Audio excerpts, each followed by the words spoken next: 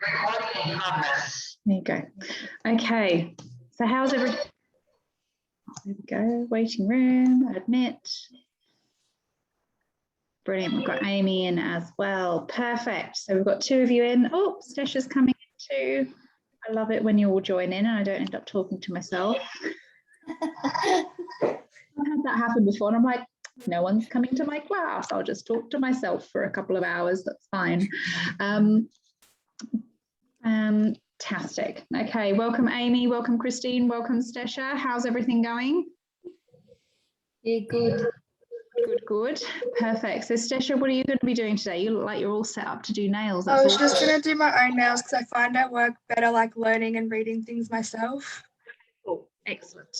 That's absolutely fine. So yeah, so the more practice you get with your nails, the better you're going to be. There is a saying that you're only as good as your last set of nails, and that is so true. Okay, same as when you do eyebrows and facials and all the rest of it. All right, so it's really important that you do keep your skills up to date through this beauty services cluster.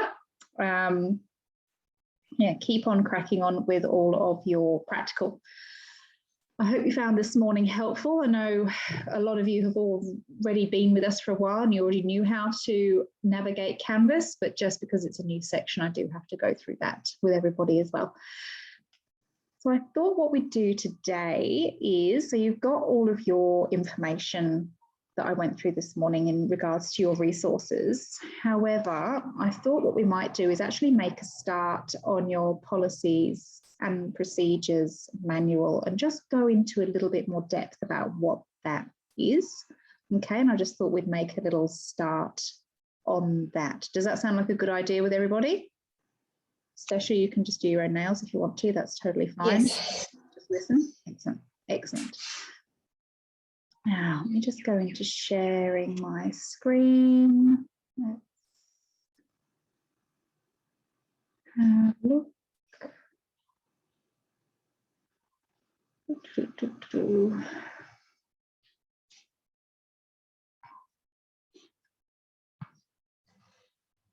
Okay, so I'm just sharing my screen at the moment. Ignore what's on the screen at the minute. It's to do with LED technology, which is a bit exciting. So let's have a look. Go back into modules.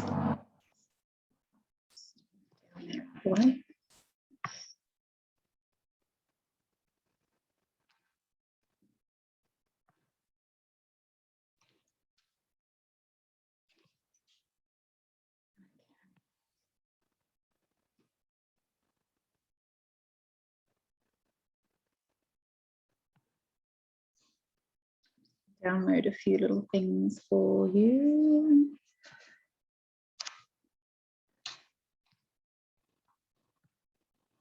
I'm just going to go to the advise on beauty products and services part of this section just to complete with, and I'm just going to go through the learner guide first of all, because I think that's really important to start off with. Flick through. And this will help you in regards to your policies and procedures manual a little bit, but also help you with doing your clients moving forwards, actually performing really beautiful treatments. Just flick forward for a few pages. Da, da, da.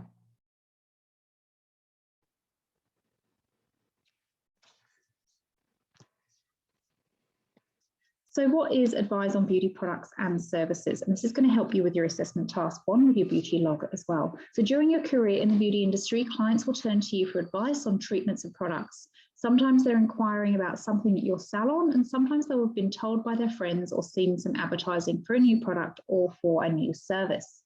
They'll ask you for your opinion as an expert in the industry. So I know that you're all very new in the industry, but your clients are looking up to you to gain the information that you know so far. Okay, your knowledge of the products and services of your salon that you're doing and those of the competitors is vital to being able to provide this information. So for those of you who've already done your business section of the course, you will know, you will have already completed a bit of research into your local competitors in the industry. You'll need to be up to date with the latest knowledge and be able to demonstrate and sell benefits to your clients. Okay. Looking forward. So develop knowledge of your organization's products and services. So let's look at the difference between a product and a service. So a product are goods which have been manufactured to a formulation, they're sold in your organization, and a service in comparison is the output of an individual guided by the organization's policies and procedures. For example, most people working in the personal service industry, which is what we are, will develop a good approach to customer service, but the organization's policy may specify exactly how you are to greet a client or what you have to do at the end of the service. So certain places you work, you have to do things a certain way. For instance, if you're working for a 5-star spa, for instance, every single treatment must be executed the same way. Like the massage has to be done the same way for every single client. Their consultation process is executed the same way, and each client is given the same aftercare advice. And there's the same rebooking process, for instance. And that's what makes them them, because it could be, you know, Mrs. Jones comes in with Christine and her best friend Amy comes in with Stesha, for instance. And if things are not executed the same way, there's going to be obviously differences. And for instance, Christine may end up giving a much better consultation process and delivering a far better service than Stesha, for instance. Because you're doing things differently. So when you do work for a company, it's often they have their own ways of doing things to keep things exactly the same. Quality control, we can call it. So quality control is important to both products and services. And in the case of products, quality control is largely provided by the manufacturer, but you have a minor role also. For example, it would be making sure that you don't sell products after the expiry date, whereas in services, quality control is governed by staff training and the organization's policies and procedures. And this is why these policies and procedures are so important. And the rest is up to you. You have to stay up to date with both products and services in your organization and what the competitors are offering in your area as well. Clients today are bombarded with information on how to improve their appearance using a range of cosmetics and services, and also cosmeceuticals, they're a bit of a new thing, and also lots of different equipment. So how do you stay up to date and provide reliable information? Some of the clients that visit your organization may know exactly which product or service they want, but most will seek your advice on what best suits their requirements. Because at the end of the day, you're the one with the qualification, and you know they may want 6-inch long stiletto nails, but you know they work in a daycare, for instance. They're just going to stab the children. Maybe it's not suitable for them. But yeah, different clients want different things. Some can be quite driven and a little bit bossy, and that's okay. They know what they want. But it's also up to you to educate them and sort of think, actually, let's not do it like this, let's do this. Or they might come to you and they've got really small nail plates and shorter fingers, like and a larger hand, for instance.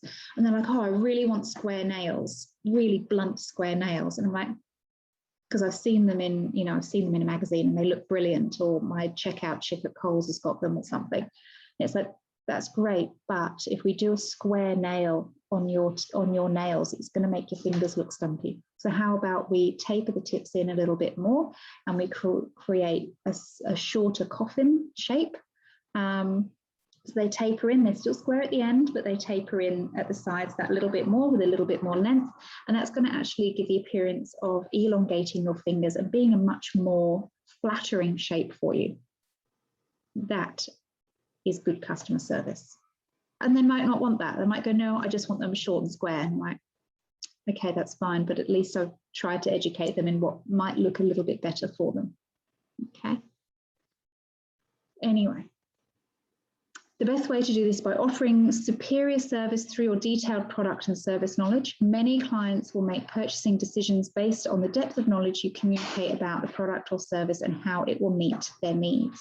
So it's really important for you guys to actually deliver your knowledge about products that you're offering and actually start retailing these to your clients.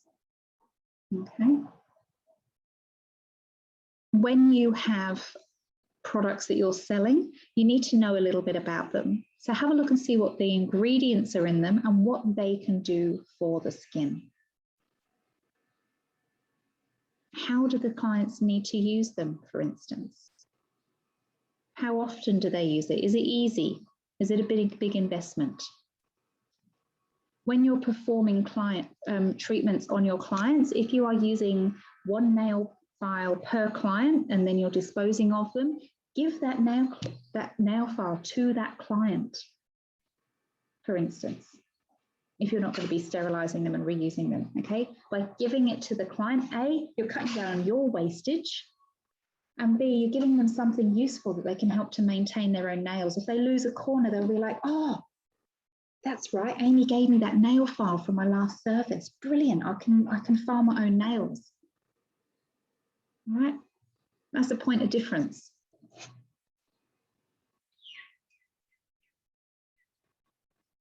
Okay, I'm just going to flick forward and just bring out some information that's useful to you.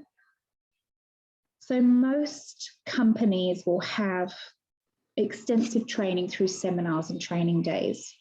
So for instance, with the product that you're using today and you're going to be using on your nail clients, they should have a section on their website about education.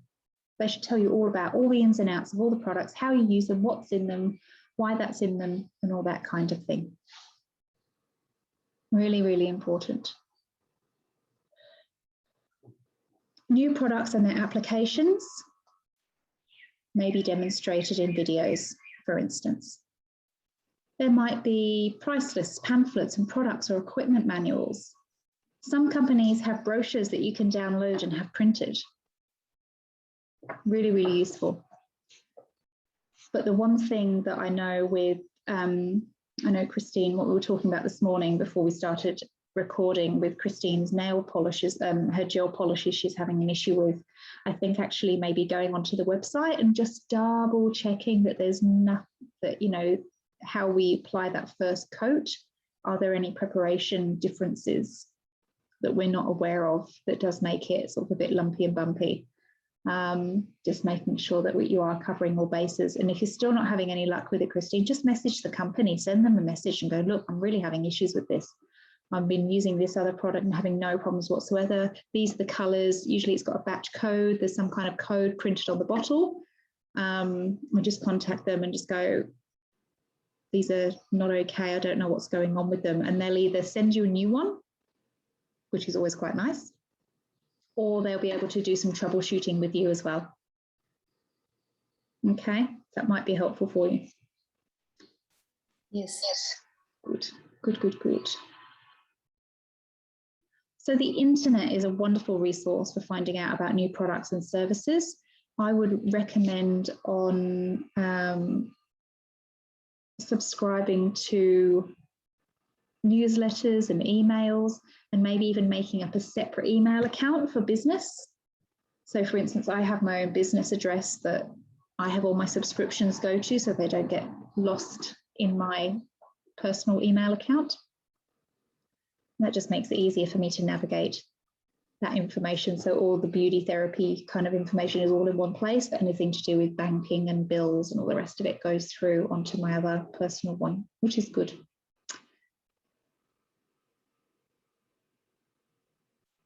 And also, one of the best ways to share your knowledge and to keep up to date is sharing your knowledge with your clients. Okay, so as you share the information you've gathered, you'll also learn what other people know about beauty products and services. Network with other nail technicians in your area. All right, you don't have to be enemies. It's really important that we stick together in the industry, especially through COVID times as well. Talk to your colleagues, other students, or your trainer or supervisor about products and services, People with extensive experience in the beauty industry are great resources and have a lot of information to share. They've also anecdotal knowledge that they gain from clients who've used particular products. This information can be useful and seldom found on the product packaging. In each workplace, you'll find a large range of products and services, and these products and services change as new and improved alternatives appear on the market. It's essential you maintain your knowledge at a very high level if you are to be effective and successful in your work. Within the cosmetics section of a workplace, there is generally a range of products displayed for clients to choose from, and in each category, similar products vary to some degree in the brand name, contents, price, appearance, or variety of use. But most workplaces will also offer a variety of services and treatments to suit different client requirements. Some places may just offer acrylic, some do gel and acrylic, some will offer silk and fiberglass wraps, some will offer polygel or poppets, okay? Some places offer nail art and some don't, if it's not their thing. And that's fine, you don't have to do nail art if it's not your jam. But practice makes perfect. A client intending to purchase a moisturizer may book a facial and discuss products with a beauty therapist, inquire about alternative products during the treatment, discuss the prices, seek advice from therapists about suitability of products for their skin, and make a choice based on personal preferences and their budget as well. That's the other thing. You need to develop a knowledge of competitors' products and services. It's really important to not just know about products that you're selling, that you're using, but also to do some research about other products as well. So for instance, in your kits, you've got Perfect Nail. Perfect Nail? No, Planet Nail, no, Perfect Nail in your, but there's also other brands which are also beautiful. We've got Biosculpture, Planet Nails, Luminous Gel, Creative, like CND, Nail Harmony is another brand, IBD, Young Nails. There are so many TNT Nails, they were out for a little while. There are lots of different big nail house brands, all doing brilliant work.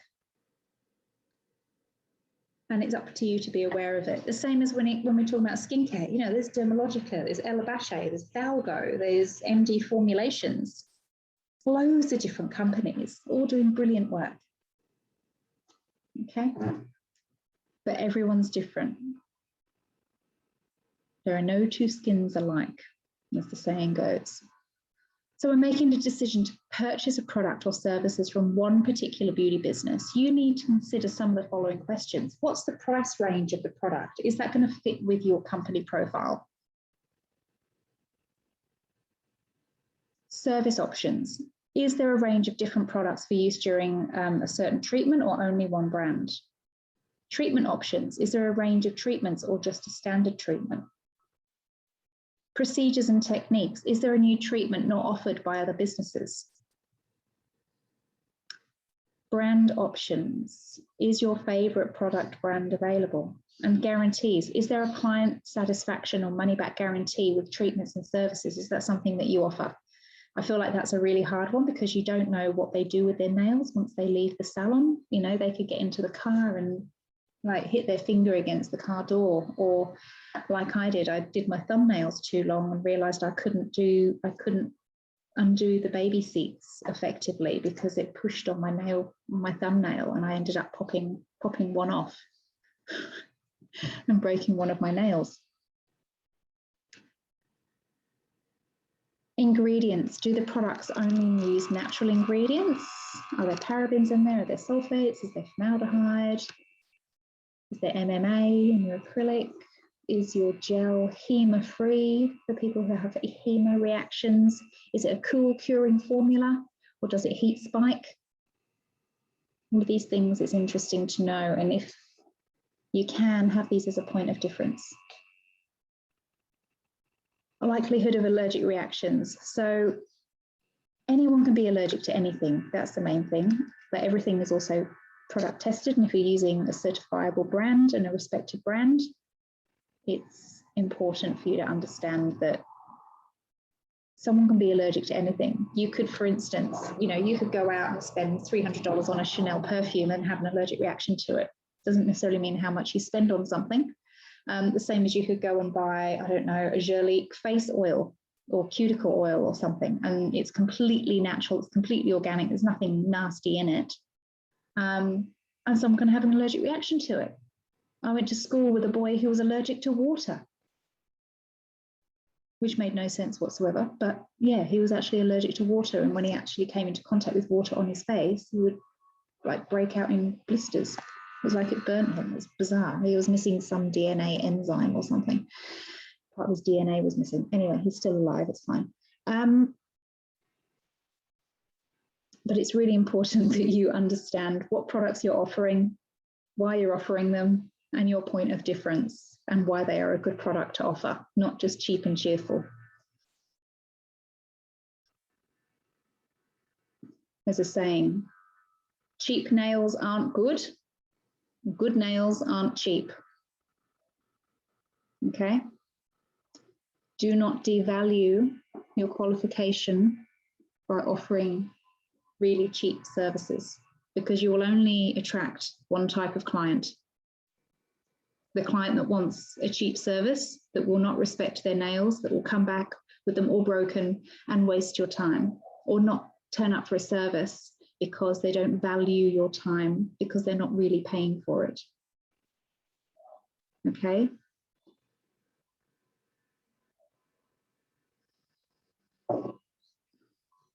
For instance, when I had my own little business down the coast, I used to book out a 45-minute to an hour appointment for eyebrows and charge $110 just for eyebrows.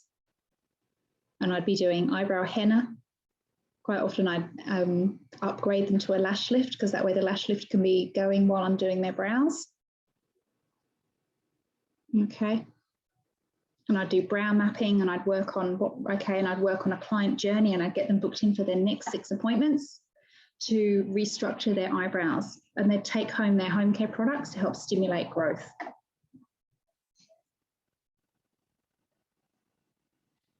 All right, so there are things that you can do, nice and easy.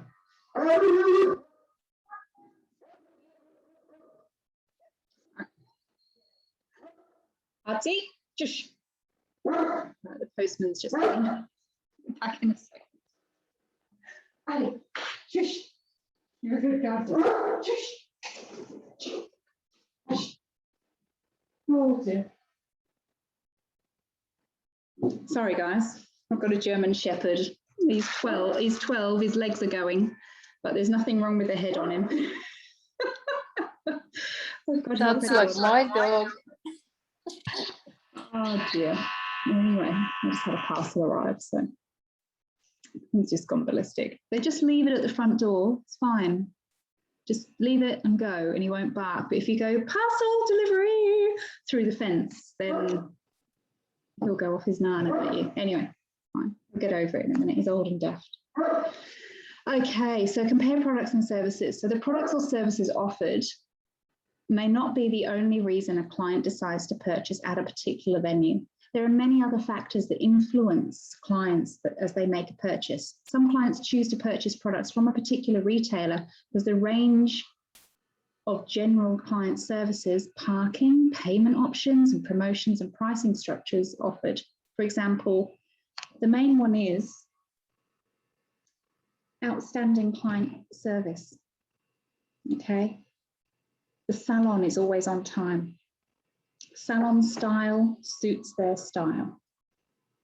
Salon attention to hygiene and infection control. I hear this all the time, hearing hands. I have friends and clients and things like that say to me, oh, I went to so-and-so up the road to get my nails done, and it was so unhygienic. Like, she was using the same drill bits, there was dust everywhere. She just picked up a file, and I could see that it had files already on it. And I'm like, why did you let her use that on your nails? Like, why don't you just go, no, I don't want a nail infection, and leave? Why did you pay for that service? Don't understand, you know? Why don't you just come and see me? Let me do them. Please let me do them. And don't just come to me for your eyebrows and your facials and your massages. I was like, I'm actually a nail technician as well. But yeah, it's quite funny. And they're like, oh, are you? And I'm like, yeah, I'm a trainer as well. I've got 17 years industry experience. They're like, oh my God, get me booked in. I'll come and see you next time. And I'm like, great, now I've got to fix someone else's dodgy work that's covered in bacteria and but it's a client conversion and I get them and then I've got them. And I'm a one-stop shop for all of their services, which is great. Anyway, the client ambience and attention to detail. Do you offer seasonal discounts and sales? Are you going to add on, I don't know, $5 Christmas nail art seasonally? And you have like the one or two options for clients to choose from. You go, oh, would you like a couple of these on your nails or on every nail? It's up to you. Loyalty programs for regular customers. I've got clients that have like a little coffee car. So each time they come, they get a little stamp. And once they've been 7 times, they get a free brow wax or a free hand and arm treatment or free pedicure or something, you know, something of value to them. Discounts for large purchases. Value added offers, for instance, free gift packs with purchases over $80. A variety of payment facilities. Are you going to offer afterpay if they pay over $100? There's also a new one called HUMM, H-U-M-M, which is a bit like ZipPay and Afterpay, but there are more benefits with it, I believe. And there's no waiting time. I think they literally let you spend $2,000 or something up and there you go, which is now being adopted by big companies like Laser Clinics and Silk and Ella Bachet and you know, all the big beauty houses so that people can prepay for, I don't know, laser treatments or cool sculpting or anything, you know, those big, or Botox and like, you know, a few treatments of Botox and they can pay for it on HUMM or Afterpay, you know, rather than Afterpay and all the rest of it because they can spend a bigger amount straight away as soon as they signed up, which takes 5 minutes. And all you need is your driver's license for clients too. I don't know what the interest rates are. I don't know anything like that, but it's quite a nifty little thing as a, you know, if you did want to sell a certain amount of products and services for over a certain amount of money, it's a really good way to get those clients in because they can use that app on their phone. And it's called HUMM, H-U-M-M, an easy thing to sign up for. Because I believe as a small business, it's not worth doing Afterpay or ZipPay for anything under $100 because they charge too much, is my understanding of it. This is what I've heard from a few different companies, small businesses in the beauty industry, they don't offer it. Or if they do, it has to be over $100 service. That's good for you to know, but I don't know about HUMM. I don't know what their interest charges and stuff are. I'm not quite sure. But anyway, so are you going to have a variety of payment facilities? You should be offering gift vouchers. That's a really nice one, and have them pre-printed and you can just write on them. And you can do that through, there's so many different printing companies. You can use make your own templates, insert your own business designs and get them printed. Vistaprint, Zazzle, Moo.com. There's a few Snapfish, Snap Printing is another one, Snap Printing. There's lots of different companies that do different offers of printing of brochures and gift vouchers and loyalty cards and that kind of thing. Okay. Are you going to be doing lay-bys? I kind of avoid doing that because you end up with too much product on hand when people cancel their lay-bys. Yeah, you get a percentage of it, but you'll end up with like old cuticle oil or something on hand. Anyway, refunds or exchanges beyond that required by legislation. Always make sure you keep hold of your client history. You can offer follow-up phone calls in a week's time or 3 days' time. How are you getting on with your nails? Is the length okay? Do you need to come back and have them shorter? Are there any issues with your nails? If they're going to have a breakage, it's going to be within the first week. Sometimes doing a complimentary call, going, oh, you know, how are you getting on? Do I need to book you in for a 1-week review? It works quite well. Are you going to offer gift wrapping if you're doing gifting services at Christmas? Are you going to offer to keep a product aside for a day for a client? I actually used to send Christmas cards out to all of my clients, and I had my own design, and I input my logo onto my Christmas cards and hand wrote all my Christmas cards. And I had like the general bit of jargon in it. Thank you so much. Thank you for your custom throughout 2021 or whatever.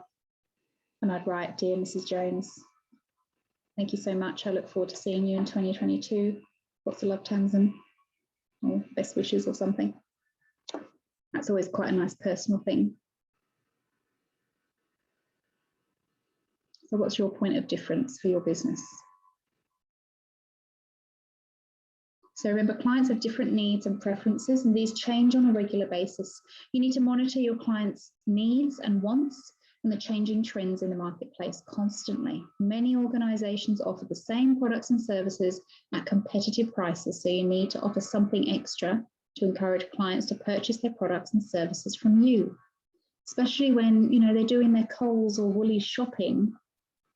And Coles and Woolies sells hand creams, and they sell nail polishes, and they sell all these other things. That makes it really easy for clients to use supermarkets as a one-stop shop for everything. But they need to come to you for a service and certain products. You need to convert them.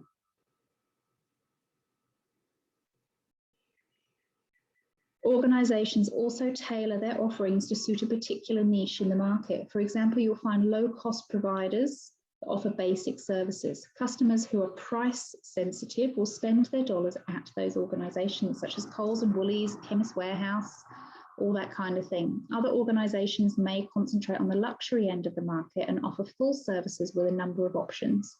These two businesses are not necessarily competing for the same client. Okay. So everything in blue is an activity. You don't necessarily have to complete it. So encouraging clients to buy a product or service that suits their needs and preferences is crucial to the success of a business. It's also crucial for the efficacy of your services and treatments. If a client is concerned, for instance, about ingrown hairs after a leg wax, and you can't offer her any solutions by the way of a suitable product to use, she'll go to another salon. Okay? Or she might just stop having leg waxes because she's like, well, it makes me bumpy and uncomfortable, so I'm just going to stop having it done. You need to work through that journey with your client, okay, and care for them. And that's what we're doing by providing these services and providing these products for our clients. In most workspaces, usually a contribution will not go unnoticed. Clients will seek out your assistance specifically. Purchasing influences. When a client buys products and services, they may consider many issues you identified in the previous learning activity before making a decision.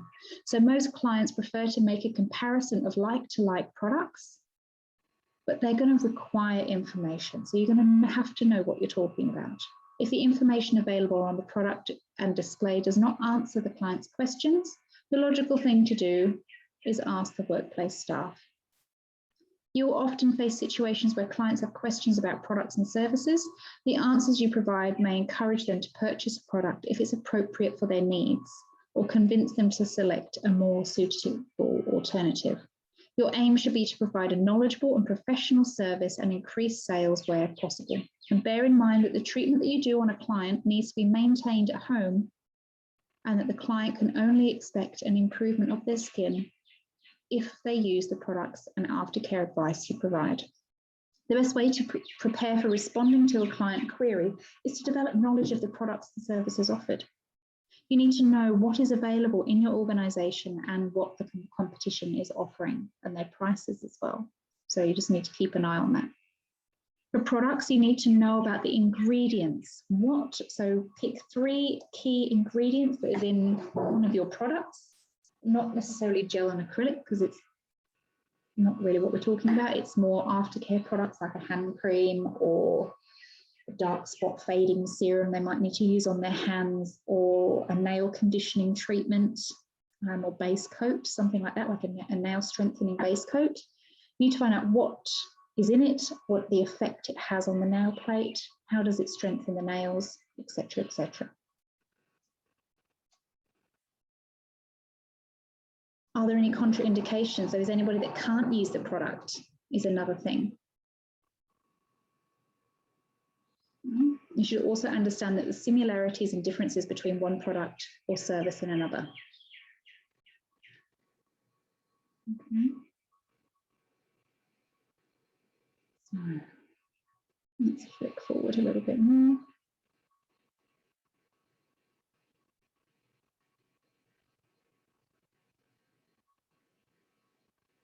If the client does not need or is not aware of a product or service, why would they buy it?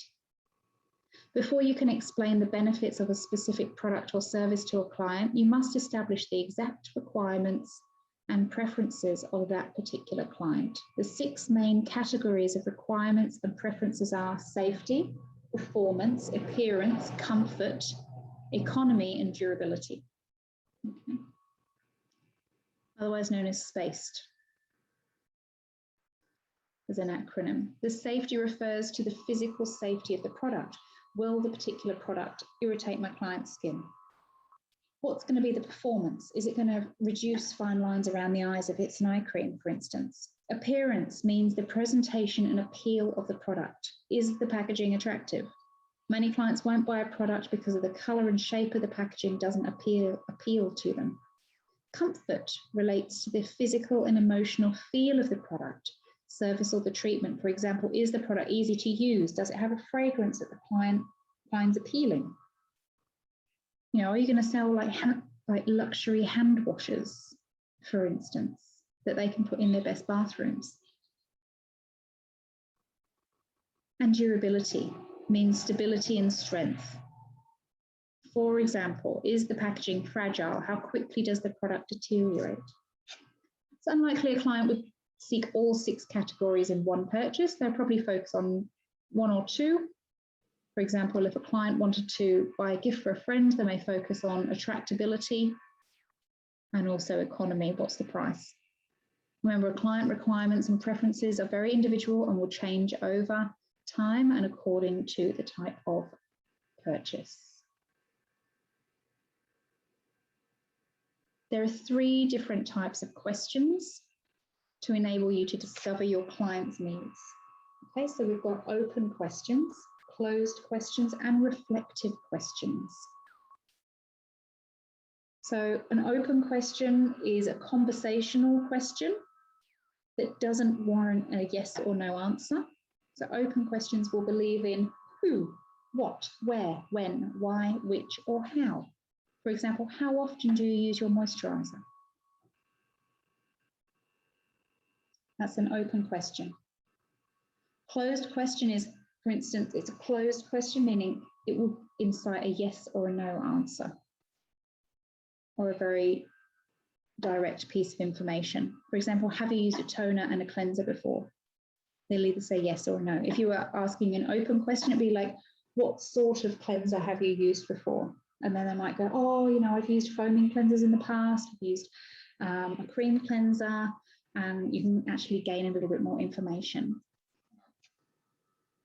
Reflective questions. These questions show a client that the beauty operator has used active listening skills and these are used as a method of clarification. For example, so you usually use a liquid foundation, but would you like to try the new powder foundation? And which of these colours appeals to you most? So reflective questions should be used when necessary, particularly at the end of a sale, to confirm that you really understand your client's needs. Okay, does that make sense? Yeah.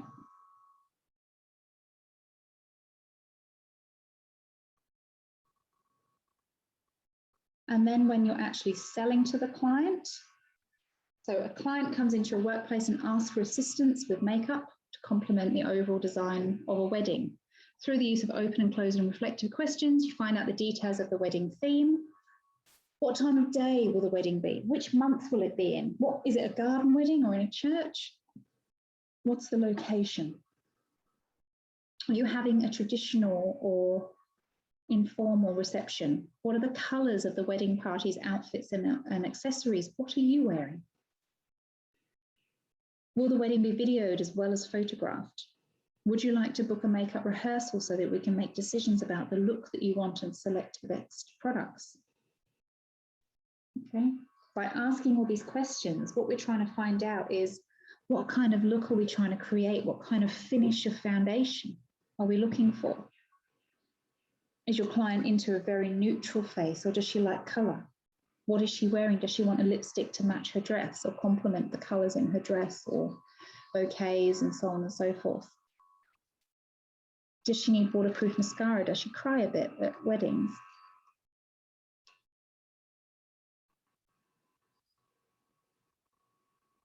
From your considerable product knowledge, you identify products that may suit the client. And in this case, you recommend a product makeup rehearsal so that you can demonstrate different products and spend more time with the client, helping them make decisions rather than just a 15-minute conversation over a makeup counter.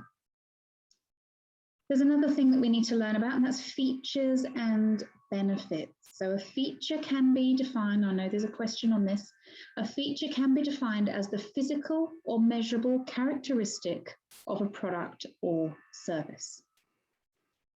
For instance, an ingredient. A benefit, on the other hand, is what the product can do for a particular customer. How easily can it be used? What does that ingredient do for the skin? So a feature is a physical or measurable characteristic. For example, it could be a smooth texture, a gloss or a matte finish. It could be a particular fragrance, a particular ingredient. Is it long lasting? The range of colours and shades. The benefit, for instance, we've got a little table here. It feels, so if it's a smooth texture, feels comfortable on the skin, easy to spread. Is it a gloss or a matte finish? And that can be the finish that is chosen by the client. Can you select a different finish for day and night wear, for instance? Fragrance, does it smell pleasant? Is the client going to enjoy, is it they going to experience a sensory experience within that and fall in love with the product? Is it long lasting so they don't have to reapply during the day? That's the benefit. The range of colours and shades, which enables them to select a product that is ideal for your colouring, your skin tone, things like that in regards to makeup, for instance. So remember, features tell a story and benefits sell the product. Okay.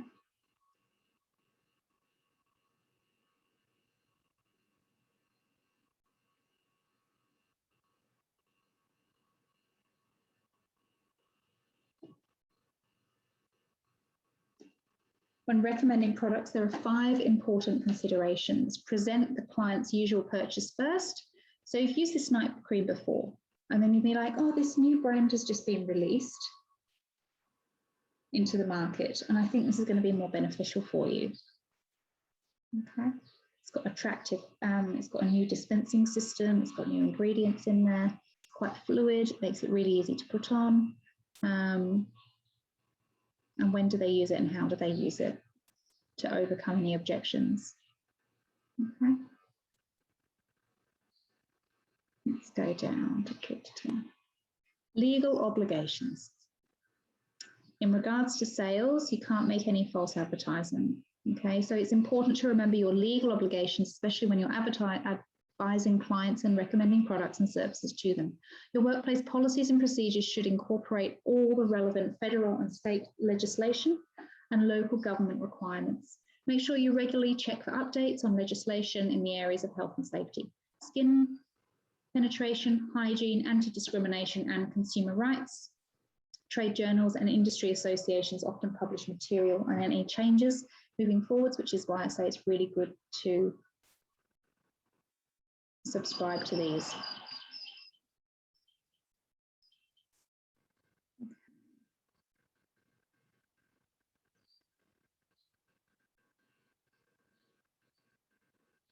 It's actually really important to make sure that you're not making any false claims in regards to talking about any of your products, just simply because you can be taken to court about it, for instance. So it's really interesting. There's actually a L'Oreal advert around at the moment. They've got a new face cream, or their serums that contain retinol. And all the advertising says, oh, you know, it can penetrate 10 layers of skin. But then in really small writing in the corner of the screen with an asterisk, it actually says it only penetrates the epidermis, which is the very top layer, which means it just sits on top. Doesn't really do anything else. Okay, so it's not, so yeah, it's penetrating 10 layers of the epidermis, but it's not going any deeper into the skin. I mean, it's going to have minimal effect on the skin. Okay, and that's the difference between a salon product and a product you can buy from Coles. Okay, they make big claims, but there's always fine print. So something to be aware of. And the same is with mascaras that you see for sale. You know, they're all on the TV. Maybelline's a really good one for it. They have sort of digitally enhanced lashes. So you think, oh, I'm going to buy that mascara because I want to look like her. But in small print on the bottom of the TV screen, it's, you know, digitally enhanced lashes. Lashes are not model's own and things like that. Or these are advertised on false lashes. And that's how they cover themselves. Anyway, if you're doing a product demonstration, you need to tell your clients how to use the product and make sure that you're not double dipping. Use single-use cotton pads, face washes, towels, sticks, anything like that. Don't double dip anything. When you're applying your cuticle oil to your clients, this is a really good thing for you to know, and it's a little bottle of oil and it comes with a little brush. Don't use the little brush. Get a cotton tip and dip it in the oil, and then use the other end of the cotton tip and dip it in the oil and use that on the other hand for the client, and then that cotton tip goes in the bin. So because if you wipe over around a client's nails with the little brush that's in your cotton, in your cuticle oil, you're basically putting any bacteria from and skin cells that are coming off from your client's hands into your cuticle oil. All right.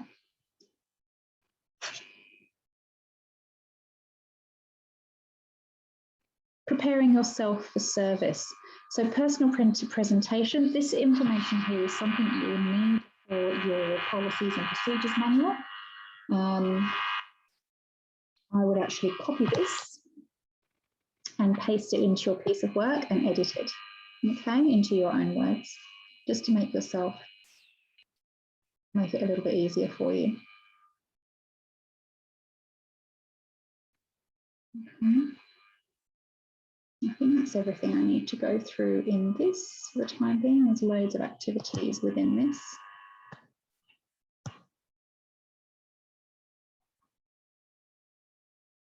So are any of you selling any products at the moment? Are you having anything that you can retail to your clients when you're doing your treatments at this stage? Or are any of you working in any salons?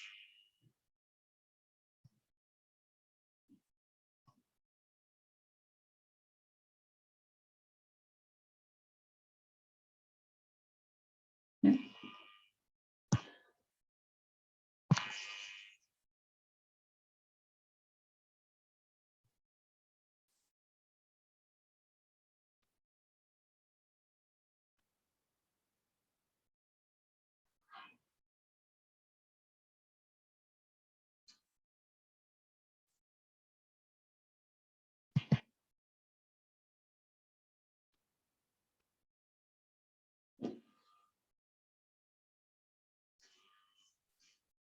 Okay.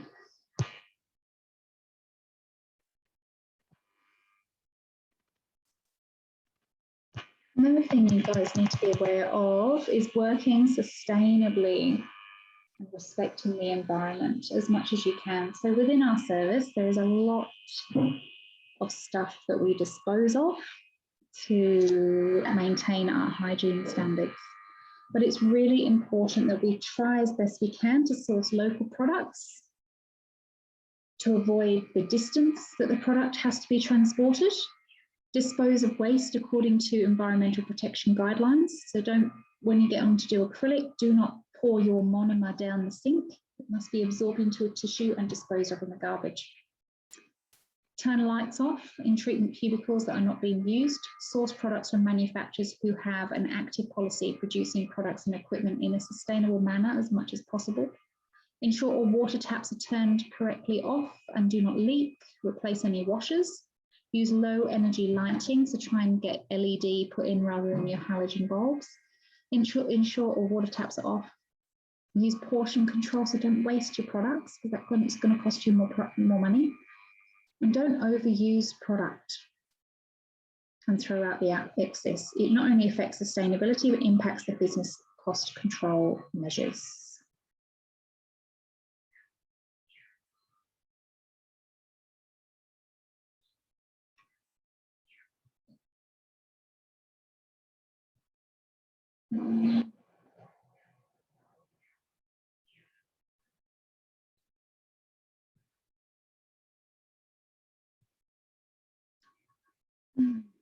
Looking through the rest of this.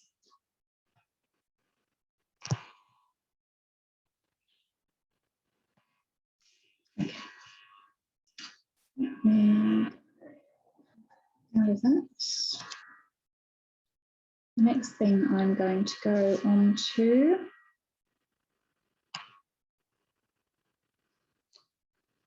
just so you know.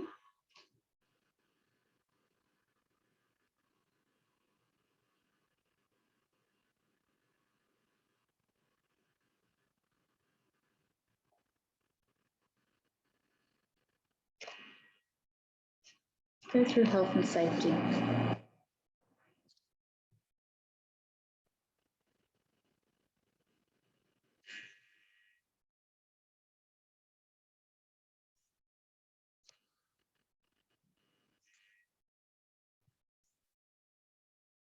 Okay, so apply health and safety, workplace practices. In a nutshell, health and safety is everybody's business, and it is really important that you follow your practices and you know the risks. Okay. Look through this little learner guide. So who can get an infection in your salon? Clients, you, other workers, and also family and friends as well. And how do we do this? By not washing our hands, not cleaning our tools and work surfaces, not changing linen between clients, coughing and sneezing without covering your nose and mouth, and contaminating products by using your fingers dipping in containers, and not covering cuts and grazes in your skin.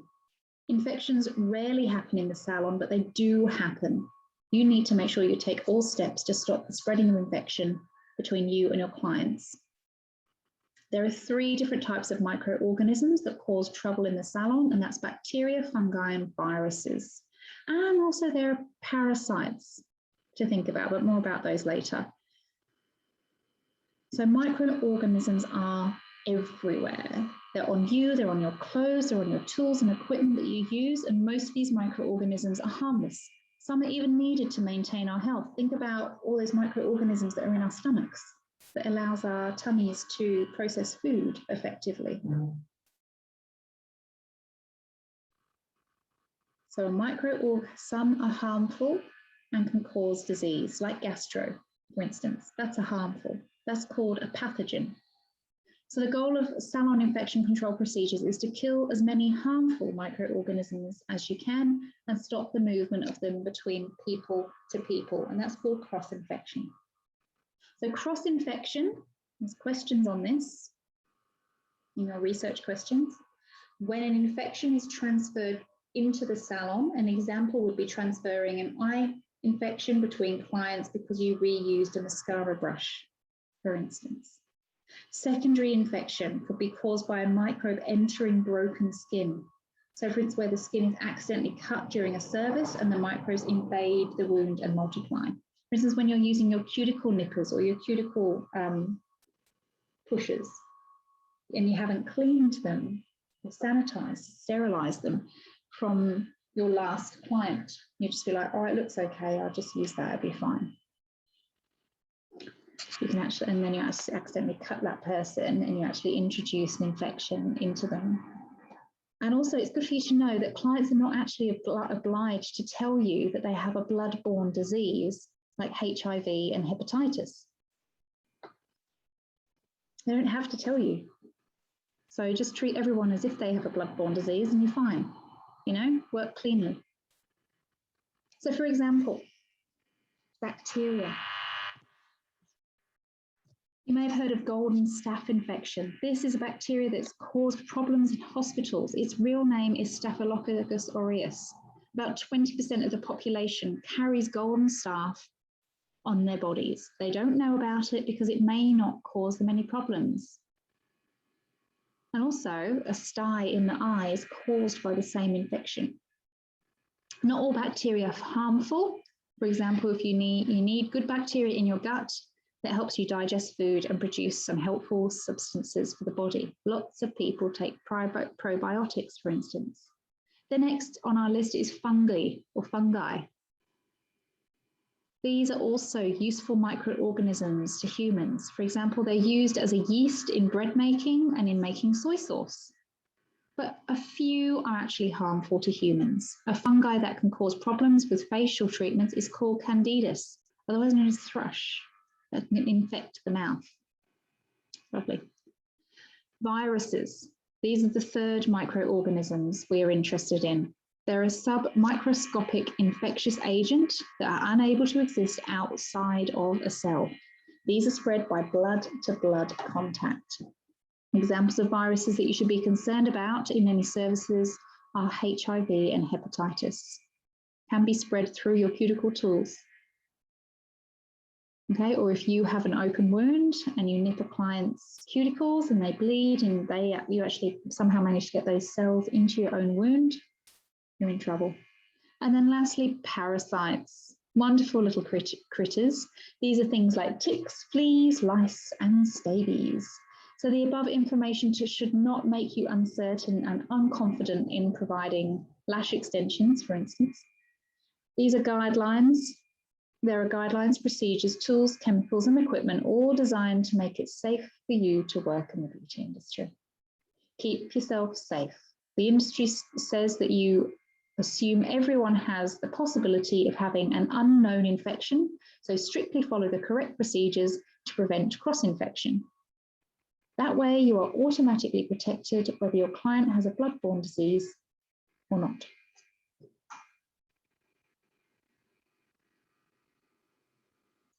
How bugs cause problems.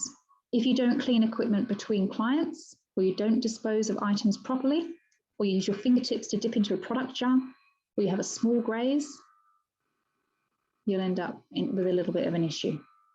You need to control the risk of infection. You might be surprised to know that using gloves in the salon is actually the last line of defense. Salons control risks by analysing the risk and looking at possible solutions. And this is called risk hierarchy, which you'll need to know about. And it has 5 levels. The first one is elimination. Ideally, you want to eliminate the risk completely. You want to get rid of it, okay? For an example, where you refuse to do a service on a client with, say, head lice, okay? That is eliminating the risk. Or there's a mat on the floor that people keep slipping on, or you have tiles and you just want to redo, let's redo the floor. Can we isolate the issue? So you notice you have a blood on the tweezers or scissors, you immediately put the scissors in a container for contaminated equipment and remove it to the cleaning area, and you use something like Medizyme on it, which is actually used by hospitals. Amazing cleanser, okay? Sterilizing solution. Administrative controls. This is where your organization's policies and procedures protect you. For example, a salon policy that says you must always wash your hands before and after each client. Engineering controls. This is where a process is redesigned to place a barrier between the person and the infection potential. So this could be product jars with push-down dispensers. The design of the equipment means you can't put your fingers directly into the product. And then the last one is protective equipment. So PPE, personal protective equipment. Think of equipment like gloves, goggles, waterproof dressings over an open wound. Notice that this step is the last one of you controlling the risk. That means that you have to deal with the risk, so we have to protect ourselves. Okay. Know the rules. Know what your state or territory has in regards to health and hygiene legislation. It's a law that applies to beauty and hair industries. The aim of this legislation is to protect you and your client by preventing cross-infection and by controlling the spread of disease. In response to these laws, each state has developed a set of health guidelines to guide infection control in a salon setting. These guidelines are used for low-risk services. Hairdressing and manicures are an example of a low-risk service. There's also skin penetration guidelines, for example, waxing and electrolysis, if that's what you're going to be providing in your salon. So why do we have such detailed legislation and guidelines covering this industry? Well, we know that infection spreads between client and operator, that's us, through fingers, through tools, so on and so forth. The guidelines tell you what procedures to follow and what products to use to prevent the spread of infection. Not many people read their local state or territory infection guidelines, but the salon owner will have based your organisation's procedures on the state guidelines.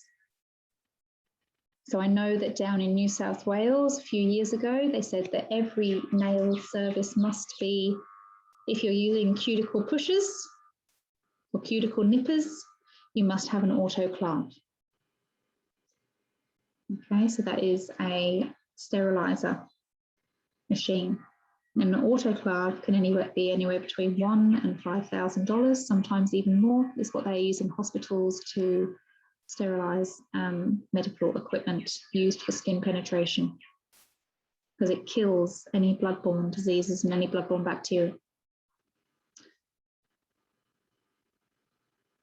Okay. So how do we prevent cross-infection? Well, we need to have correct hand washing procedures. You should all know how to wash your hands. Sing happy birthday to yourself, minimum of 20 seconds. Make sure that we are working around our wrists, between our fingers and our thumbs. Make sure that we are rubbing right round. Whenever I wash my hands, I wash to my elbows. Even when I'm in a public toilet, okay, because my arms lean on benches, and when I'm at a coffee shop and things like that, and you don't know how often the tables have been wiped and cleaned and what they've been used. Like, is it just the same cloth that they use all day? What are they using to wipe it over with? Have they diluted their disinfectants correctly? You don't know. Just keep your hands clean at all times. So you want to work on reducing any risk of infection, minimize blood-to-blood contact, and correct cleaning and disinfecting of equipment and on all work surfaces.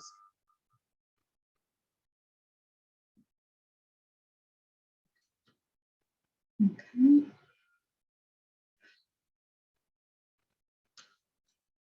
We want to reduce risk.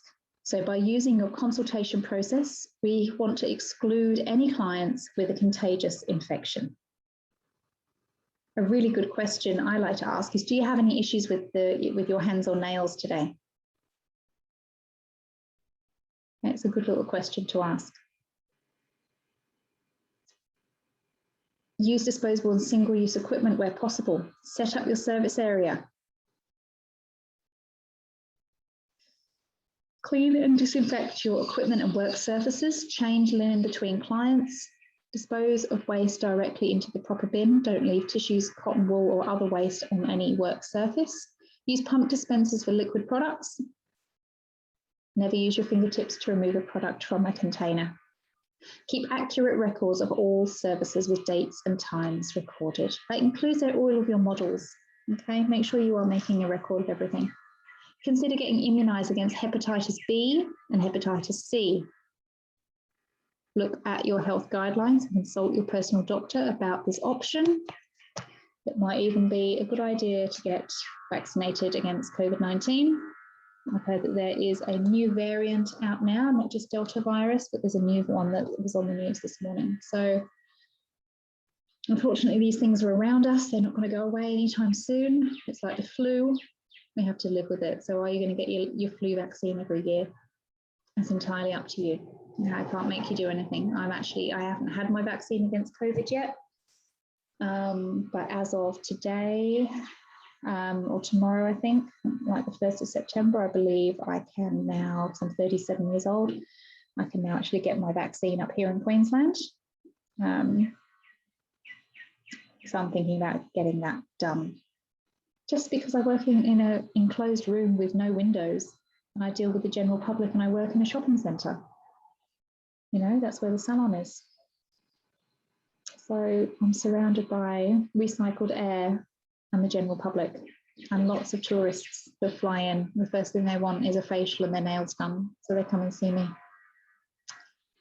Anyway, vaccinations. Have a think about it.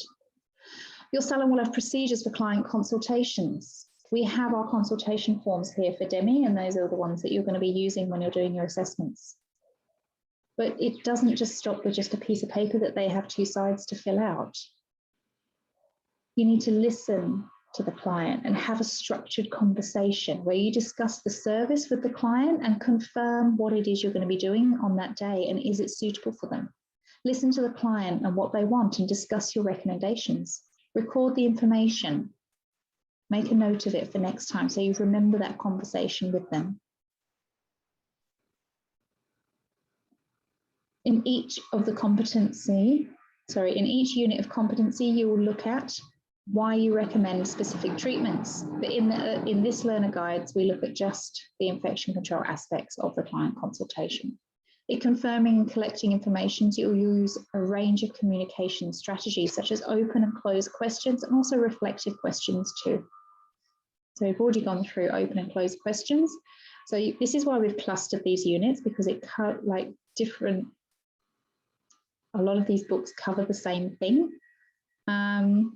What to do when things go wrong. So microorganisms will spread through blood-to-blood contact. An invisible trace of blood on equipment can spread diseases such as HIV and hepatitis B and C. If you have a graze on your skin and the client has a cut, any contact between the 2 surfaces has the potential to spread blood-borne diseases. And remember, clients are not obliged to tell you they have HIV and hepatitis. If the client tells you they have a blood-borne disease under the law, you must not reveal that information to anybody else. So if you can't ask and the client doesn't have to tell you, how do you work safely? It's a really good question. Everyone must work as if a client could have a blood-borne disease. That way you are automatically protected whether your client has a blood-borne disease or not. No vaccine is available for the prevention of hepatitis C and HIV or AIDS. However, there is a safe and effective vaccine for the prevention of hepatitis B.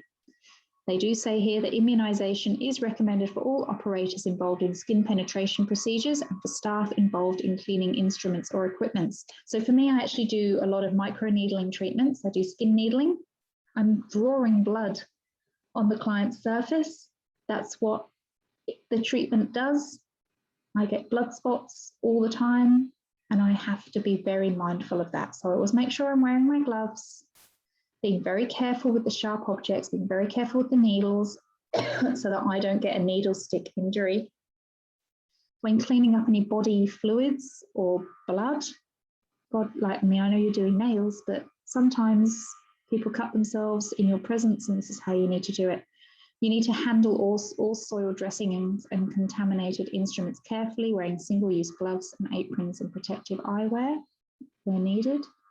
Dispose of contaminated single-use instruments into a sharps container.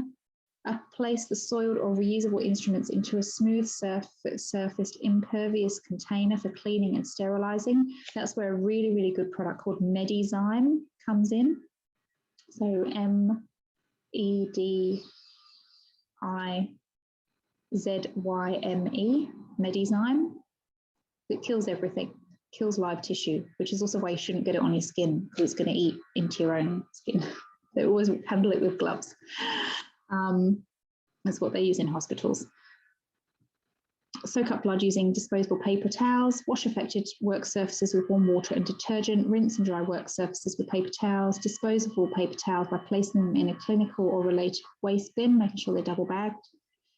After treating wounds, handling contaminated dressings or cleaning up blood, remove gloves and dispose them in a clinical related waste bin, and wash hands thoroughly and dry. If you're handling needles, you need to place single-use sharps into a sharps container that meets Australian standards, which you can either get from the hospital or community centres quite often. Place multiple-use reusable sharp instruments into the container at the end of their usage life. Do not force items into the container to prevent injury. Okay, so if you are cut or pricked or exposed to a client's blood or body substance, you guys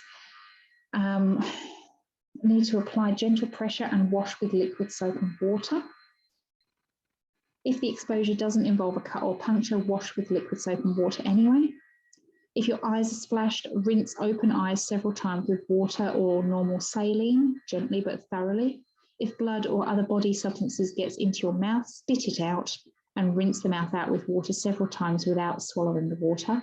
If clothing is soiled, remove clothing and shower if necessary. Report the incident immediately to your manager or employer. And make sure that you fill out an incident report. Really, really important. When you're cleaning and disinfecting, so cleaning is the removal, and there's a question about this. So cleaning your equipment and the salon.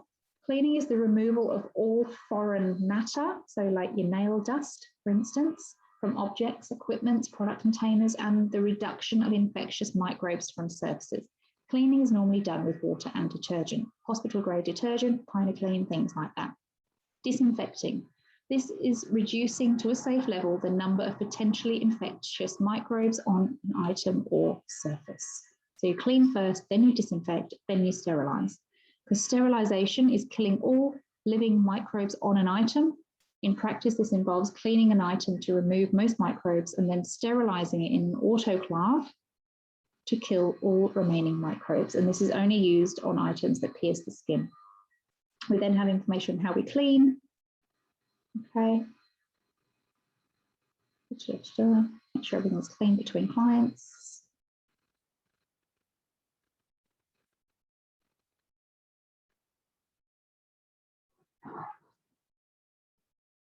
So in your kits, you should have isopropyl alcohol.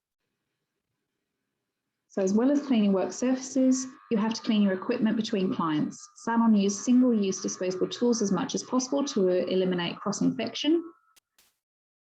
But you can give your nail files to your client.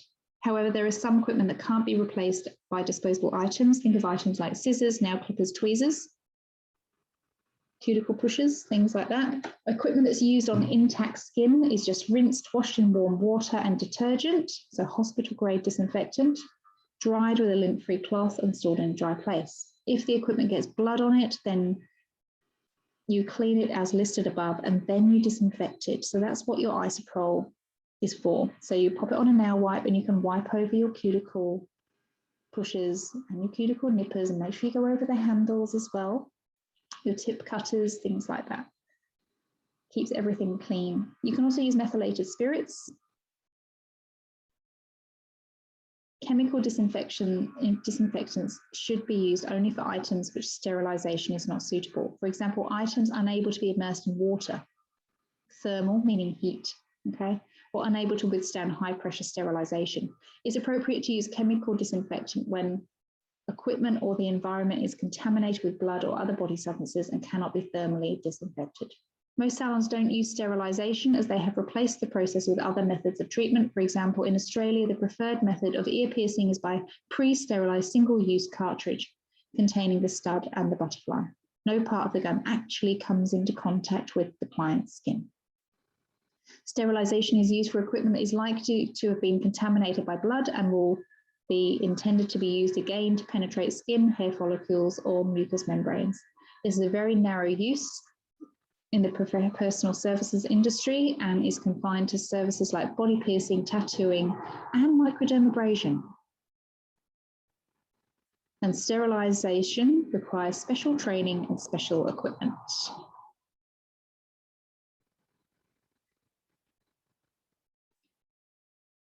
Okay.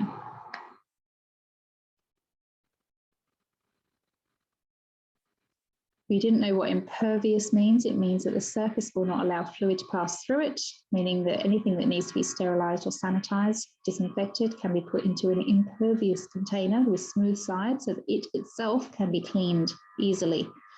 General waste is classed as containing paper, disposable materials like face wipes, sponges, water bottles, tissues with a small dot of blood on them are allowed to be disposed of in general waste in some states.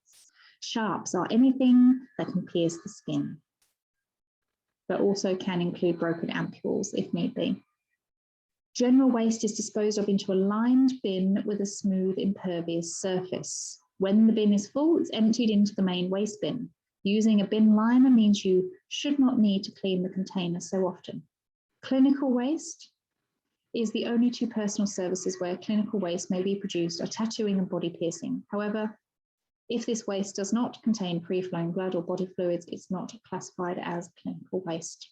And sharps, the disposal of sharps container occurs when the container is full, but before it's overflowing. And when the container is full, you seal it. Sharps containers are recommended by contractors licensed by the relevant Environmental Protection Agency.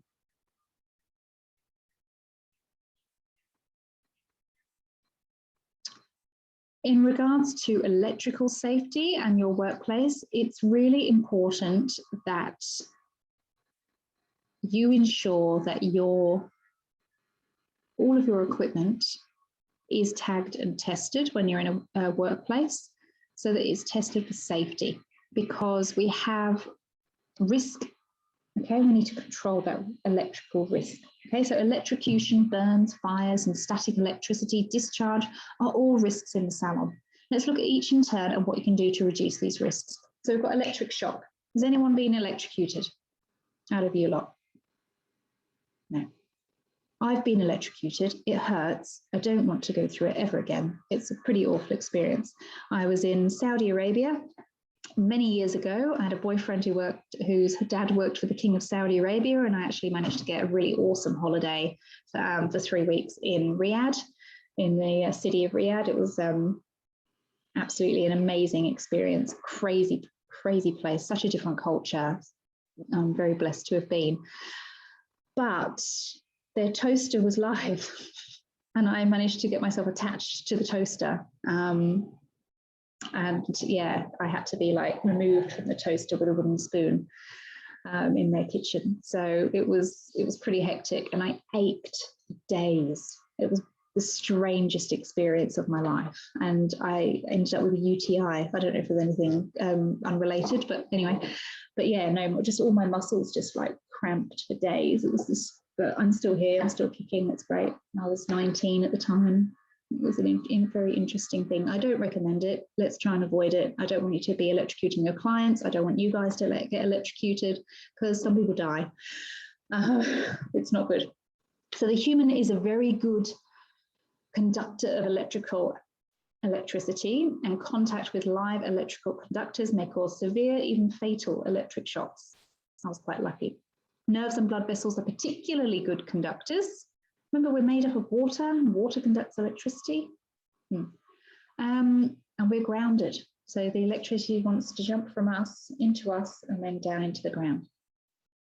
Nerves and blood vessels are particularly good conductors. Nerve injury with secondary motor and sensory damage can occur as a result of an electric shock. However, all of these tissues on the body that are affected by electricity, muscles are the most sensitive. That's why I ached for days. The nerve impulses that control muscles are electrical and are affected by electric shock. Some currents can result in the muscles of the heart contracting in an uncoordinated manner, resulting in an interference with blood supply. Death will follow shortly, unless medical assistance is received. So it can actually stop your heart from beating. So we want to try and avoid that in the salon. Then we've got burns. Okay, this can be from mechanical injury. So while not electrical in nature, mechanical injury can occur from sharp objects and rotation parts. So think of your e-file that you're filing nails and those little hot points that we can create. That we're burning our clients. We're actually creating a little heat spike within the nail. It's called a friction burn, a mechanical injury. Radiation, so radiant energy in the ultraviolet to infrared range can cause damage, possibly permanent, to the tissues of the eye or the skin. This ultraviolet and infrared equipment that's used in the salon are UV lamps and infrared lamps, intense pulse light equipment and lasers, highly damaging to the eyes. Electromagnetic radiation can interfere with cardiac pacemakers and similar devices, therefore presenting a definite risk to life. Okay. So I've got a little bit more information about electrocution there. So causes of electrical failures within the salon can be short circuits and overloaded circuits. So think about the circuit in your house or in the salon. Do you have two different circuits? You know, like for instance, if you put the microwave and the toaster on, does it blow a fuse? Because you're overloading that circuit, it's drawing too much power off the grid. Is that happening? So a short circuit is a low resistance connection between two conductors that bypasses the normal circuit. In other words, if a current is traveling along an unintended path, short circuits often occur because of the failure of insulation around wires conducting electricity. For instance, for me, I used to have a rabbit. I chewed through my brand new laptop cable within 5 minutes of me letting him hop around the house. Anyway, I now have electrical tape around my bare wires here because I don't want the current me to pick up my wire and my cable be plugged in for my laptop. And I don't really want to get electrocuted because it will jump to the easiest route. Okay. So shortcut circuits can be due to age or chemical attacks. So old cables and wires we have to be really careful of. If you ever see one of those beautiful Art Deco table lamps for sale on Facebook Marketplace, like they're beautiful pieces of art, highly recommend getting them rewired by a new electrician, because quite often that copper wiring with the fabric around it, the fabric has breaks down over time, and the safety of these things isn't really safe anymore. Gnawing of insects or rodents, incorrect wiring procedures, so the bare wires are exposed or touching, wear particularly around plugs that are pulled from wall sockets by the cord. Okay, so it's really important that you check over your equipment regularly. Are there any faults in any of your wiring? Could that be an electrocution risk for you or even your clients or their children if they come and grab a cable and they've got exposed wires? Overloaded circuits. All the wiring in a salon should be in parallel. As more loads are placed in a parallel circuit, the current increases. So when the current exceeds 8 amps for a lighting circuit, 15 amps for a power circuit, an overload occurs. So for instance, we need to make sure that we use a power board. Okay.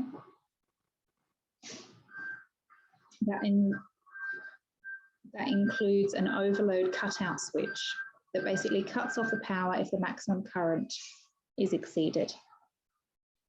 We want to prevent electrical failures by ensuring that we check fuses, check our circuit breakers, okay, flick switches and things like that. And also not using too many plugs on the one plug socket, okay? So that's why we have those power boards available. You must know how to safely operate electrical equipment. Read the manual. Always follow manufacturer's instructions. There's a question about this, I'm sure. Practice using new equipment before you use it on clients. Mixing water with electricity can damage the equipment and cause electrical shocks. Do not put water or water bowls near electrical equipment. Make sure your hands are dry before you touch electrical equipment or turn on light switches and things like that. The wires from electrical equipment should not trail across the path of you or your client, because it could be a trip hazard or the client could be injured. Electrical wires should not have anything on top of them. An example is where the electrical cord gets caught under a chair leg. I've seen this happen far too many times, and it can cause fire, it can cause malfunction of the electrical equipment, and also fraying the wires internally as well. And you actually have to order new cables. It's a nightmare. Okay, and then you realize your e-file doesn't work because there's a snap in the cable internally because the clients had their chair leg on it the whole treatment. Store all of your equipment in a clean area. Make sure it's room temperature. Anything electrical must be on a sturdy surface. Cover stored equipment so it doesn't collect dust. Make sure you remove all dust effectively so that products and laptops and computers and your fans don't overheat. Never overload your sockets.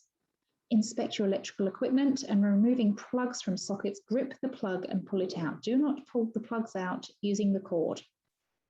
Recognize danger signs of equipment malfunction, including clients complaining of pain or discomfort, tingling sensations when you touch a metal casing, erratic or abnormal behavior of the equipment, smoke, smell, heat, or buzz from equipment. Buying equipment that always applies with Australian standards. Don't always buy from China because they don't have the same standards as we do. Broken skin conducts electricity because the lipids or fats in the surface that provide insulation are not present. Use a barrier cream to cover the skin with a waterproof dressing if need be to protect wounds. Okay, electrical fire hazards.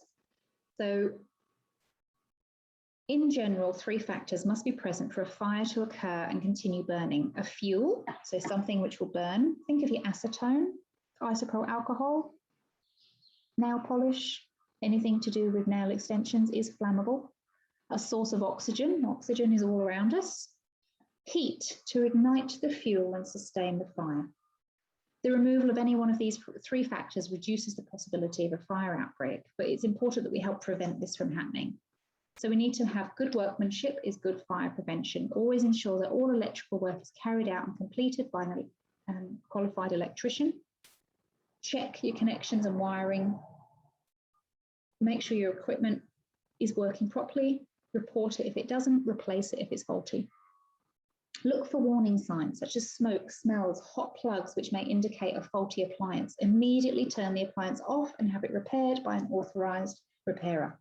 Be careful of static charges. When such charges accumulate, they jump out as an arc and could cause a fire. Follow all procedures, separate electrical equipment from inflammable liquids and store products away from heat sources. So a few things, they're all quite sensible, but things you do need to be aware of. I was actually in a salon fire years ago and it was caused by an LED gel lamp. That was what started the fire. It was Christmas. We were booked out and I was on my lunch break. We were all on our lunch break. There was nobody in the salon and the salon caught fire. So what had happened is we had our manicure table, which was up against the wall, up against a window, and there was a big cardboard advertising sign in the window that was advertising our skincare range. Big manicure table. There was a towel on there, paper tissue. There was a tray of gelish nail colours. There was acetone right next. Basically everything that's on Stesh's nail table right there was exactly the same as what we had, but also a big tray of nail colours as well. But then there was also a towel, a nice flammable cotton towel sat on there as well, and the gel lamp.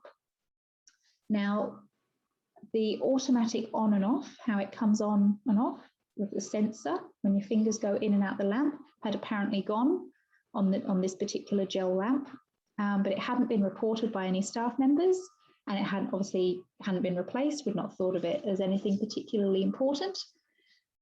It is important. The gel lamp was on at the plug switch, right, on at the plug socket, just sat there waiting for fingers to go in and out. So because that mechanism was faulty within the lamp, it was overheating. and we didn't realise. And somehow the gel lamp caught on fire. There might have been, it was a really old cottage salon that was like built in the 1900s. It was a really, really old salon. So whether it was something to do with an electrical surge that went through the lamp or something like that, we don't know. But I know that there was a fault with that gel lamp, and maybe that caused the fire. So basically the gel lamp went up in smoke or started smoking. We were all out of the salon at the time. The towel caught on fire. The acetone exploded. The isopropyl alcohol burnt, exploded, flicked everywhere. The artwork, the wax pots, the curtains, the whole cardboard, gigantic frame in the window of the salon caught on fire. And the coffee shop across the road were like, oh, they're really realistic, twinkly Christmas lights the girls have got on.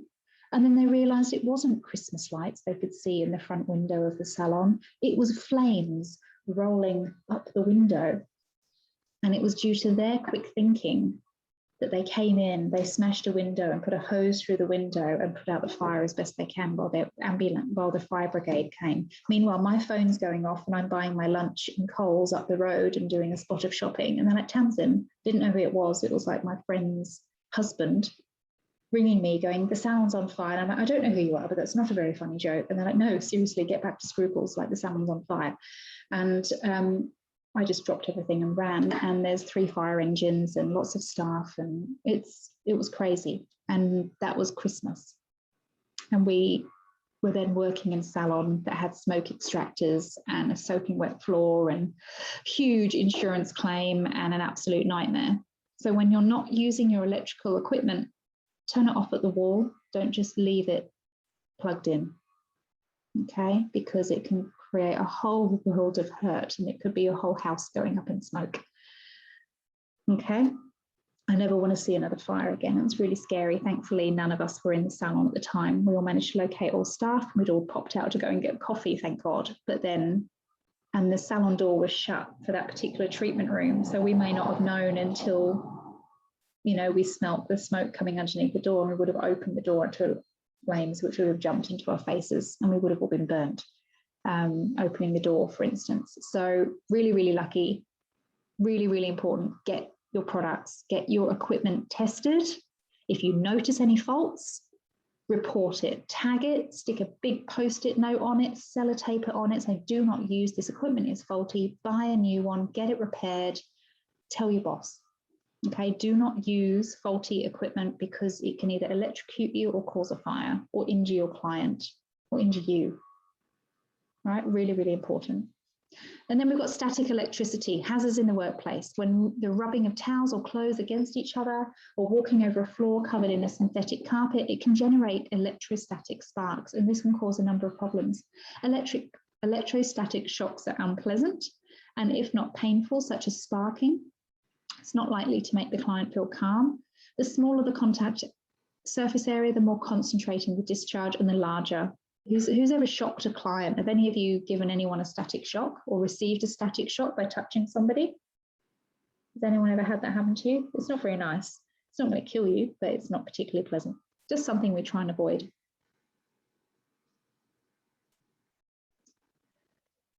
So prevention of electricity discharge. Avoid having synthetic carpet in your salon, because you will build up static charge, and when you touch your client, you'll give them a static shock. Wear rubber-soled shoes as an act as good insulators. Before touching a client, touch something metal that's connected to the earth, as this will allow any build-up static to be discharged.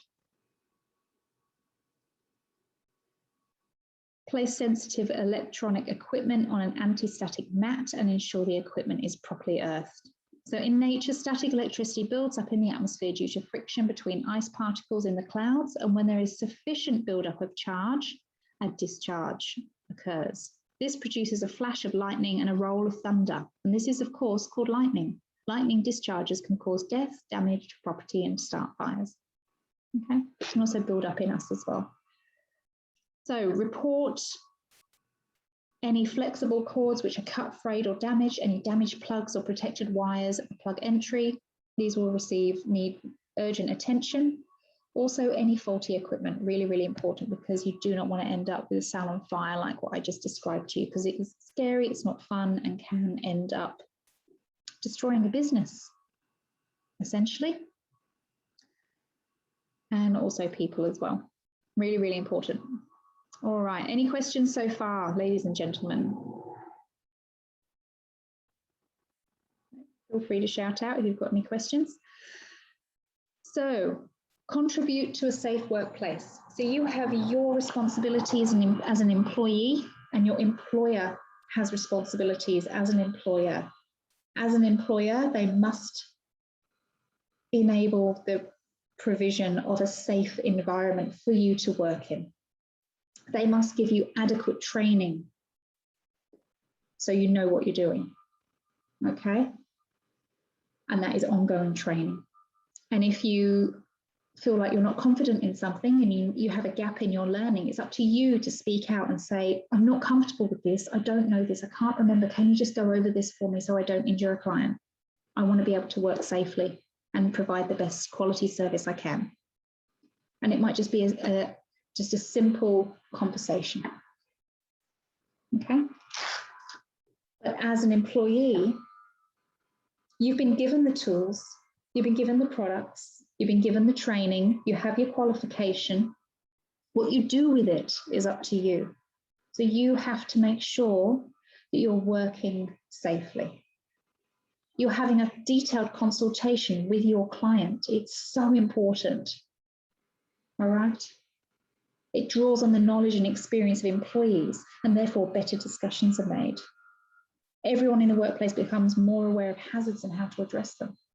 There are more openness, respect, and trust between employers and employees that have a better understanding of each other's point of view. Consultations are not just a legal requirement for small beauty and hairdressing businesses, but also an essential part of managing health and safety at work. We're not just talking about a consultation with the client, we're talking about consultation with those around you in your workspace to be able for everyone to function safely and securely in the workplace. Your legal duties in the workplace are: do not engage in bullying behaviour, don't take shortcuts that could reduce the level of safety, follow your organisation's safety and policy and procedures, attend health and safety training when it's provided to you, or seek it if you're self-employed, use safety and other equipment supplied by the employer as instructed. Always follow the instructions and work with your products and equipment effectively and safely. Participate in your organisation's health and safety consultations. You must follow organisation's treatment procedures. If you cause harm to your client, you could be held responsible. That could be a big fine, it could be jail time, you could be sued, you may lose your licence, you may never be able to work again.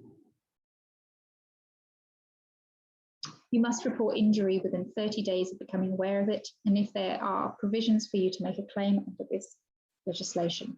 So if you are injured in the workplace, you have rights that protect you, okay? But also if you see something that's not unsafe or a risk, eliminate it, deal with it, report it, do whatever needs to be done. If you're going to be manually handling things, always bend the knees, keep your back straight, okay? Really, really important. Make sure you're comfortable when you're working. Don't sit on an uncomfortable chair. Make sure your chairs are ergonomically designed to support your back, and take regular breaks. Know where your emergency exits are and what your emergency plan is for your workplace. Really, really important. Looking through this.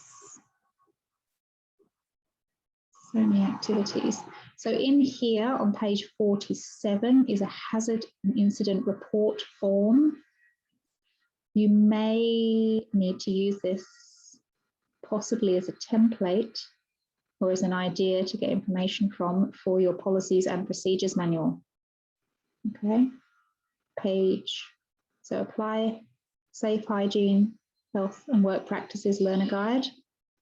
Page 47, learning activity C2.2, filling the following instant hazard report. Okay, so this is an example of a hazard report form. Sometimes if there's a hazard In your workplace, you will be reporting it verbally to your boss. I would actually email them. So there is a written report, just in case there's any injuries that occur in the future. You can say, well, I did actually report it back in February and nothing was done. Okay. Anyway. All right, so there's lots of information there.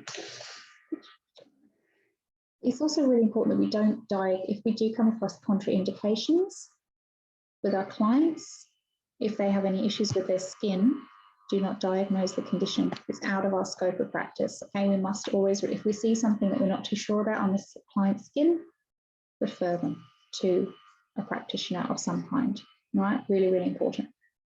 So refer them to their GP. Does anybody have any questions about applied work health and safety? We kind of whizzed through everything quite quickly. All right, so I've gone through a few things for you. Someone sent me an email. That's fine. All right, let's go through. Let's have a little look at your policies and procedures manual. So I thought it'd be helpful just to go through that to begin with, because I thought that would be a bit helpful to you.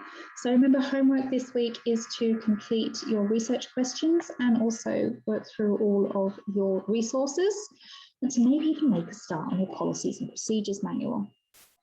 And there is that example within your orientation section, which I think I said about 16 times over the last hour and a half, just to let you know, because I get so many people going, oh, there was that thing you were talking about. Where was it? I told you a lot. Anyway.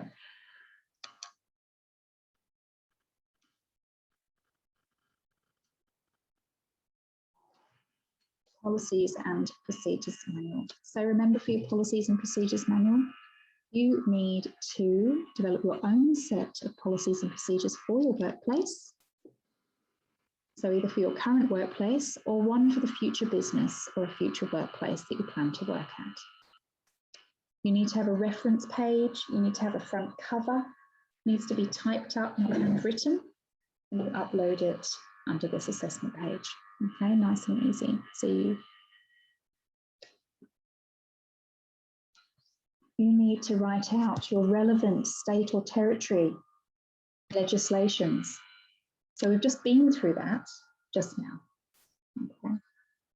What are the safety responsibilities of the persons conducting the business? So the employer, what are their responsibilities? We've already touched on this. Basically, in a nutshell, I'm going to need this in a little bit more information.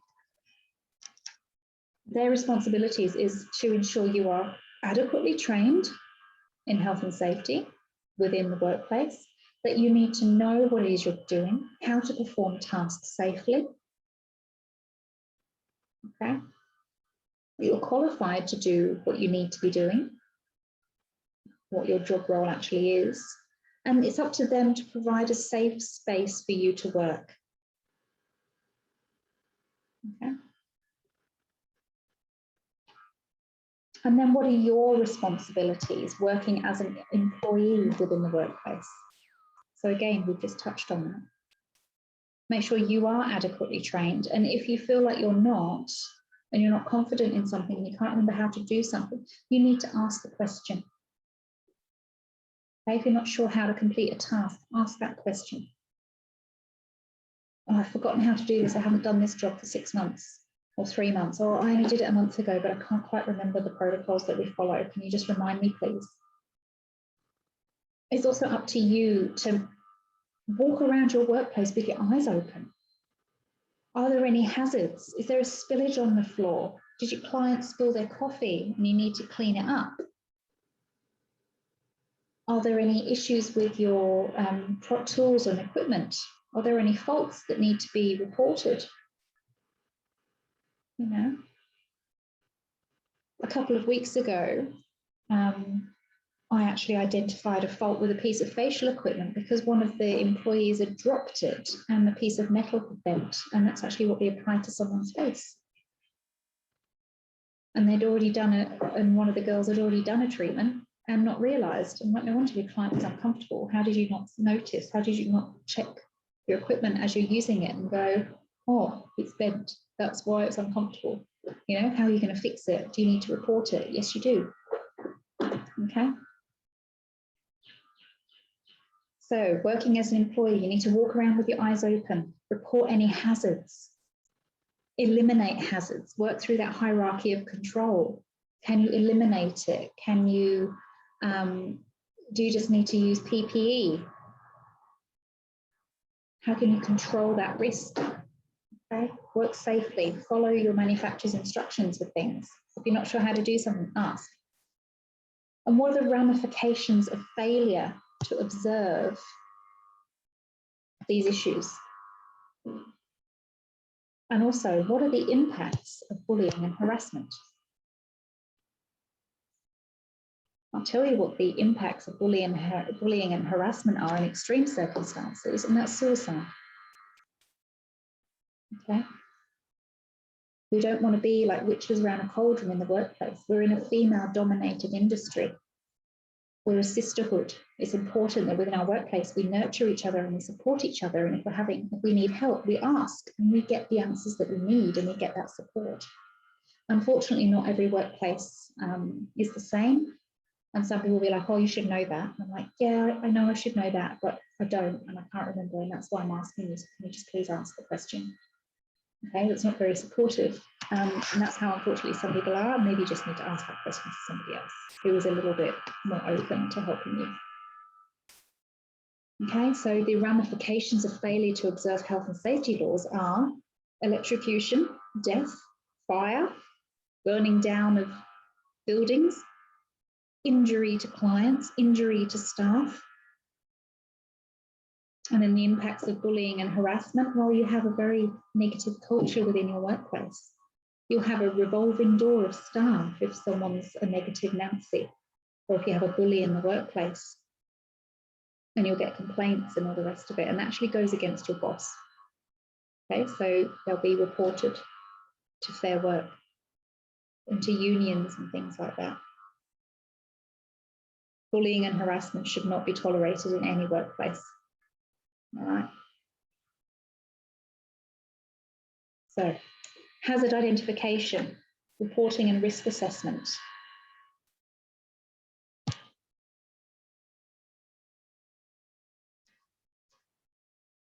What are your responsibilities? So tell me, if you spot a hazard, what are you going to do? Someone can answer that. Press your space bar if you want to talk. All right, so what do you do if you report it? Yeah, you report it, you find it. If you've come across a hazard or if you come across a risk that, you know, someone could injure themselves, what are you going to do? You're going to report it. You're like, oh, you're not going to walk past it and go, oh, there's a puddle there. I'll just carry on with my day. There's a slip risk. You know, you might have, you know, one of your clients who's old or disabled or even young, even it doesn't really matter, age doesn't really come into it, but you know, it's a slip hazard and someone can end up injuring themselves. Okay, identify these hazards, do a risk assessment and report, or remove the risk if you can, or remove the hazard. If there's a dangerous incident or injury reporting, how do you report it? You fill out one of those incident report forms, give it to your boss, get it logged somewhere. Okay, send it by email, whatever needs to happen, whatever your process is in your workplace. It might just be a book, a notebook that you write in. How are you going to work safely with your tools and equipment and hazardous substances? Well, you need to store your hazardous substances effectively and safely, make sure they're not in direct sunlight, make sure your clients get hold of them. You're following all the instructions to make sure that you are using them safely. Are all of your equipment and tools working effectively? Are they clean? If they're broken, fix them.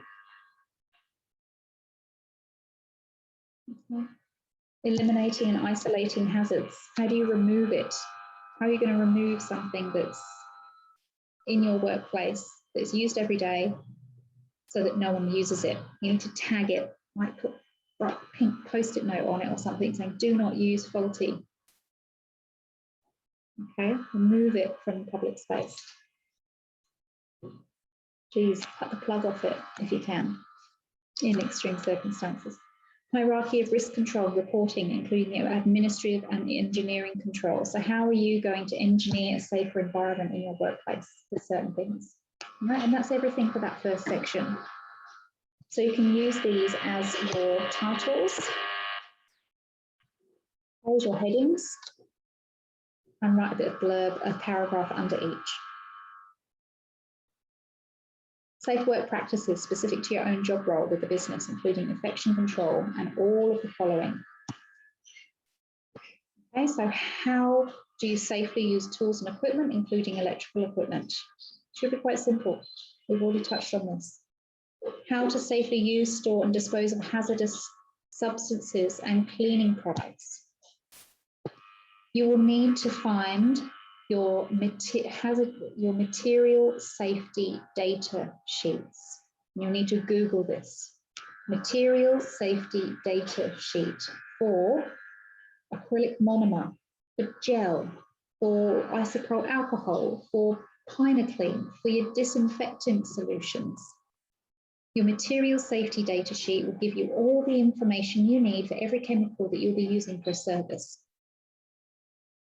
Okay? How it should be stored, how it should be disposed of, and how to safely use these products and the ratios that they're mixed if you're mixing them, and what to do if they're ingested, or you know, first aid information, for instance. Safe manual handling techniques. How do you lift a box correctly? There are lots of images on Google, okay, on the internet for manual handling techniques. Make this pretty, okay? Put a picture in there, describe how you lift something. Potential injury and illness impacts of unsafe beauty work practices, including the following. So what are the potential injury and illness impacts of unsafe beauty work? So you can actually add that as another heading with subheadings underneath. All right, it's a bit of a funny one. That should actually be in bold, I would say. Anyway. So how do we, what are the impacts of providing beauty treatments incorrectly? Well, we can infect a client with some nasty fungi or bacterial infection, you know. We can injure a client. We can give them staph infection, for goodness sake. It's disgusting. How to safely perform skin penetration. Make sure everything's sterilized. Wear gloves. Handling and disposing of sharps. We've just been through that. You've had that information given to you already. Equipment and work surface design. So making sure that all of your work surfaces and your what you're going to be sterilizing your equipment in or cleaning your equipment in doesn't, like the chemicals aren't going to permeate into the surface, or that they're nice and easy to wipe clean. My old manicure table, when I had my own salon, I actually had a glass top custom made so that I could use it as a surface that I could wipe clean, I could sterilize, it's not going to fade, it doesn't really scratch, it's no issues whatsoever. Acrylic, just I can pick it off it, and if there's any nail dust at the end of the day, I can still see and wipe it all off. Okay, how are you going to protect your surfaces? What are your laundry procedures? Do you have to wash on a hot wash to kill bacteria? Do you have to use a particular detergent? All that information is in your resource. Personal hygiene practices. Okay. Personal protective equipment. Cleaning sequences and rosters. So how are you going to clean your equipment step by step by step by step? And how are you going to perform that? Preparation and use of chemicals. Do any of your chemicals need to be mixed up and diluted? And what is the dilution rate of those? And what's your treatment procedures? So you'll have those in your advanced analysis section, clusters. You'll have the SOP, which tells you exactly step by step what you need to do for each individual treatment. And that's what we're asking for here. And immunisation protection. Are you immunised? Are you going to get immunised? What do we recommend that you get immunised against? Hepatitis. Okay, Hep B. And then the next part of this, we've got contingency plans and emergency procedures. So again, copy and paste it. Use these as headings. So I've got one big heading because I marked this. And if it hasn't got headings, I'll flick it back to you and go, can you write the headings in? Managing exposure to electrocution of varying degrees. We've already told you a story about that. Fire hazards. Make sure your equipment's switched off. Make sure your gel lamp, if they're faulty, report it, replace it. They're not expensive these days. Incidents and injuries. What are your emergency procedures for any incidents or injuries? How do we treat any issues that may happen in the workplace? Managing exposure to infectious clients. What do you do for the following? If you come across someone with these contagious conditions, viruses, bacteria, fungi, parasites, HIV and AIDS, hepatitis, blood-to-blood infections. Design and use templates for the following. So I showed you where the templates are, incident reports, and also risk assessment. They're all in there. Identification and management processes for infection contraindication. So design and use of templates for the following. I actually want you to make your own template and actually put it into your policies and procedures manual. Okay. So I want you to make or copy and make and insert an incident report form for a hazard, injury, emergency and dangerous incident, and also risk assessment as well. And that will all be in your resources. Personalize it to you. Identification, the management processes for infectious contraindications and their transmission routes. So I want you to tell me a little bit about what these are, what they look like, and what do we do? We do the same thing for everybody. We refer them to a GP and we can't do treatment at this time until it's cleared, and then you need medical clearance to say that they are safe, the issue has gone, it's healed up, and you can have a treatment done. Write that in your own words. But what do these present as? And why are they a risk? What are their transmission routes? So usually a paragraph for each of these individual conditions. Then we've got customer service standards. How are you going to manage your customer privacy? What are your message procedures for phone, email, and messages taken in person? How to effectively communicate tools and techniques.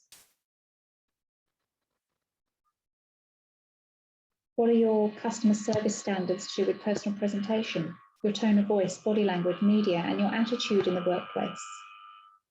You know, no swearing, no derogatory comments, treating everybody equally and fairly, no discriminatory behaviour or talk, no swearing, being supportive of each other, nurturing each other in the workplace, being a sisterhood, brotherhood, whatever you want to call it. All right.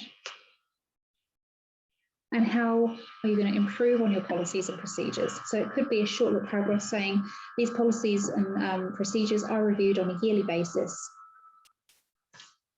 as per legislation requires. That's all that needs, something along those lines. If you have any other questions in regards to this, do not hesitate in contacting me. I'm here to help you. And that's everything to do with that. So does anybody have any questions?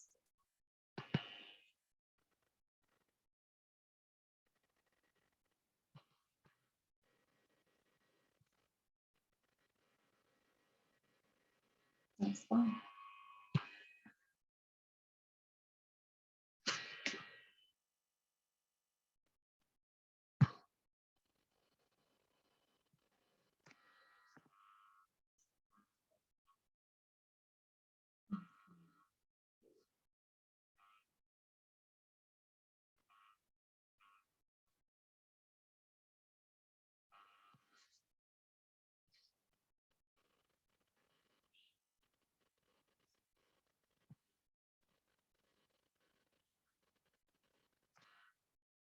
I'm having a look at your resources for salon services now. Again, you have PowerPoints in which you can download, communication, providing services, and your workbook as well.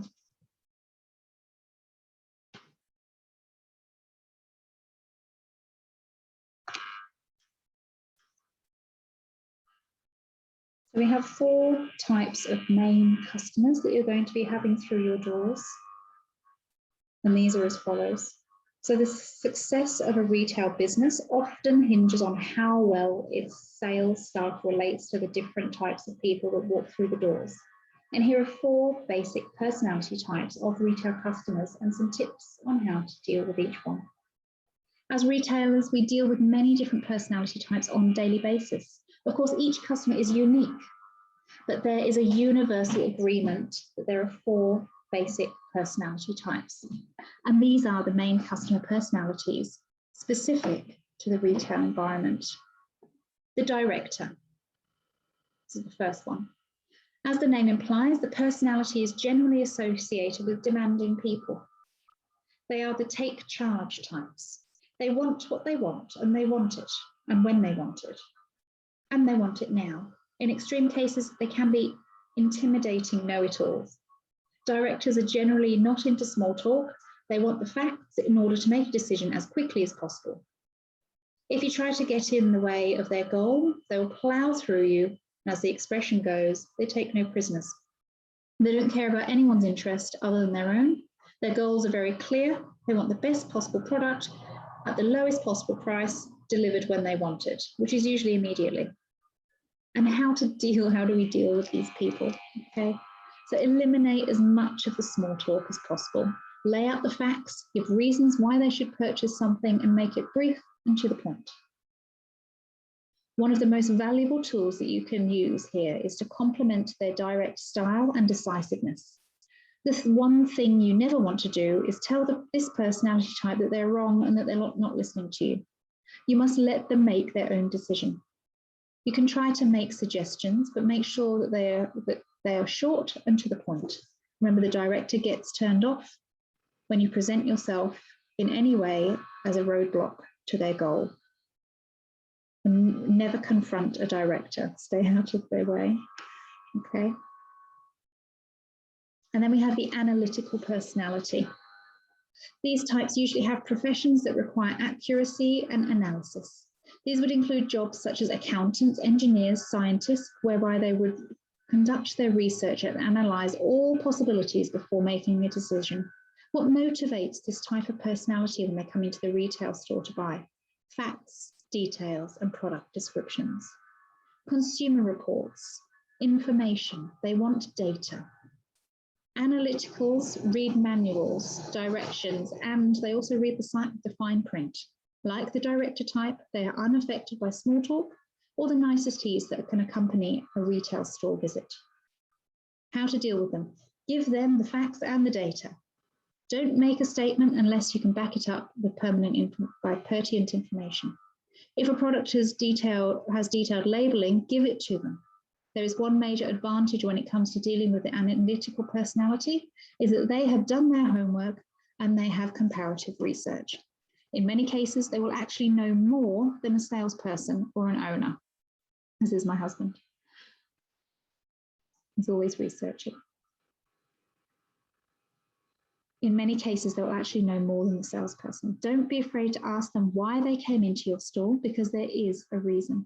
The biggest asset that they have is all their research, and that they've got it all done about the product that you're selling. And they have it neatly filed away in their iPad or smartphone, so it can easily be referred to in seconds. Remember, asking someone's opinion is considered the silent compliment. And then the relator or belonging personality type. The relator or belonging personality type has a strong need to feel part of a group.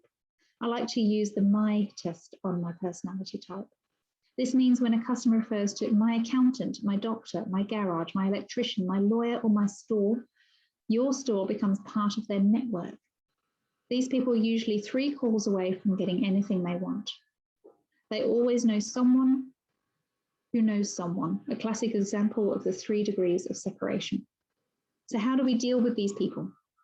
The reason we refer to the related shopper as the belonging type is they've taken an ownership position in anything they do. The easiest way to sell to this personality type is simply ask them, what's your opinion of this product and do you think we should carry it? Their response might be something like, I think it looks good and you should carry it. I might like something like that.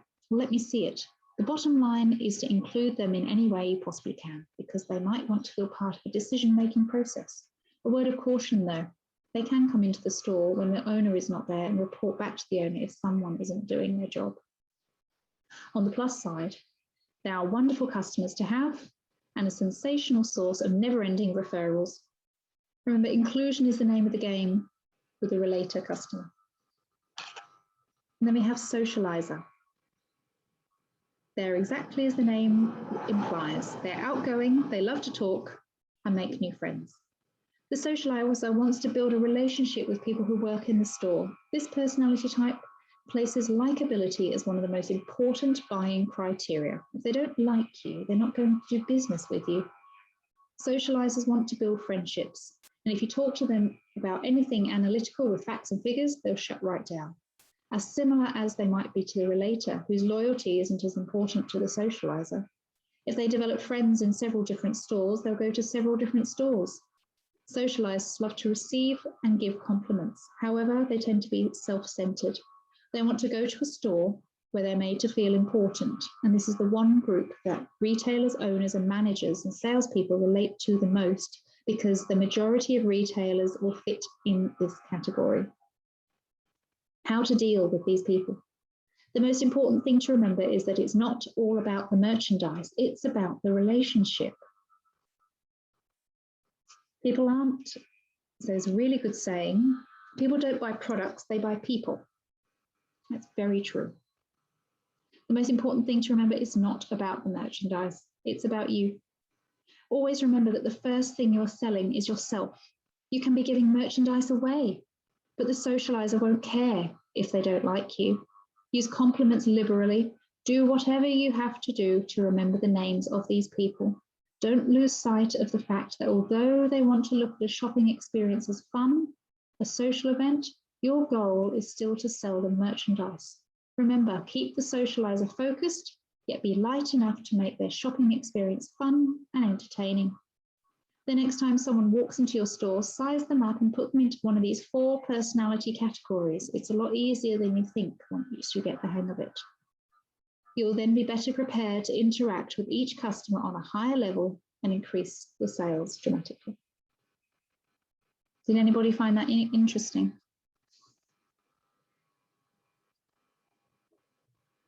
I find it interesting. So let's look at upselling.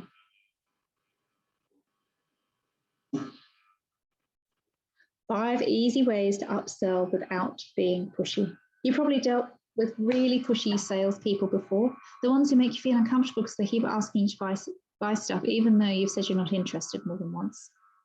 You know what I'm talking about. You know how it feels, and you know what it usually sends people searching for the nearest exit. So if you work in retail, don't do anything like that. The challenge is that store management expects you to sell more products to meet certain performance criteria and to put more cash into the store's till. You can do this without begging customers to buy and spend more, by offering those related products or services. The guy taking your order at the drive-thru does this all the time by asking if you prefer fries with your hamburger. Most of the time you say no, but sometimes you say yes, and that's how people get you to buy more and spend more. Effective upselling requires patience, detailed observation, resilience, and some skill. Get a few more dollars out of your customers by following these 5 upselling tips. So far, I've always been talking about upselling, increasing your KPIs, products that you can add onto your treatments you can add onto your treatments to make the most of the clients come to see you on that day. Okay, get them talking. People love talking about themselves, and in my experience, the better the conversation, the longer the customer stays in the store. The more they tend to spend and the greater chance they'll become a repeat customer. Conversation helps build a relationship, showcases your product knowledge, and makes the customer feel like you're their friend instead of a salesperson. However, it depends on the conversation. You need to be talking skin, you need to be talking nails, not what they're doing at the weekend. Ask open-ended questions. Get your customers talking by asking them open-ended questions. You don't want their response to be a yes or a no, because you can't learn anything about them, how they plan to use the product, or how much they're able to spend. And this process will reveal products or services that the customer didn't intend to buy. If you're selling skincare, for example, try asking questions like, have you used a night cream like this, of this kind before? Is this product in your price range? Tell me about your skincare routine at the moment. Do you like to have a skincare routine that's quick and easy, or do you like to mask your skin in between treatments? Have you used a serum before? Great. How did you find your skin responded to it? Okay. Suggest products your clients need. The answers to your open-ended questions will help you suggest products that the customer might need to solve the problem that they expressed during your conversation. So how have your nails been? How have you been going with your nails over this last fortnight? Have you discovered any issues or problems or anything we need to solve? How's the shape? Okay. I'm noticing your hands are a little bit dry. Let's, how do you feel about adding in an exfoliation today and a nice nourishing treatment? It's only an extra $20 on top of your treatment. Should we add that in today? Not every upselling story has a happy ending though, but how you handle rejection can send a message to the customer about how genuine your recommendations really are. So the easy way to add a recommendation is to do it with a little bit of love. You care about your client. You want them to have the best nails possible. You want the nails to look fabulous. You want them to have the best skin. How are you going to get that? Okay. How are they looking after their nails at home? How are you going to get them to look after their nails at home to make you doing your infills so much easier? Does it involve them just having those nails just a couple of mils shorter so they're more usable? Changing the shape, rounding the edges, the corners a little bit so they're more practical. Using a hand cream at home, exfoliating their own hands. I don't know, if they're doing feet, using a heel balm so that you haven't got to file as much off when you're doing a pedicure. How can you get your clients to help themselves in their own homes to get the best results out of the treatments that you're doing? And how do you get them in for other treatments? Okay. The pathway that you take to the checkout counter can present upselling opportunities too. If you're helping a guy with men's footwear, walk him through the men's clothing department before going to the counter. It's a bit strange if it's like completely out of your way, but I have had that happen to me in Myers a couple of times in the past. The opposite goes for a female shopper. Offer a shopper who's purchasing footwear some athletic socks and some cleaning products too, and see how upselling works. If you don't ask, you don't know. And close the sale the same way you started it. Remember how bubbly and friendly you were when the customer walked into the store? Act the same way throughout the entire transaction. Tell them your name and don't forget to thank them for shopping at your store before they leave. Always thank your client. And have a think. What's worked well for you guys when you've been working? Really important. Okay.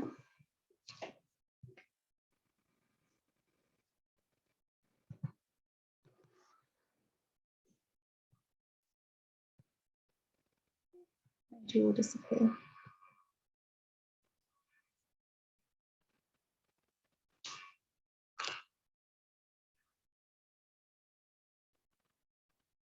One thing I want you all to think about is what has worked well for you in the workplace, or think of a situation where you've bought something in the past where you received amazing customer service. What was it that that salesperson did for you? Okay. How did they do things a little bit differently? What did they do? What was their point of difference? And I'm going to add that into our discussions page so that you can actually answer me that question. Okay, think about it.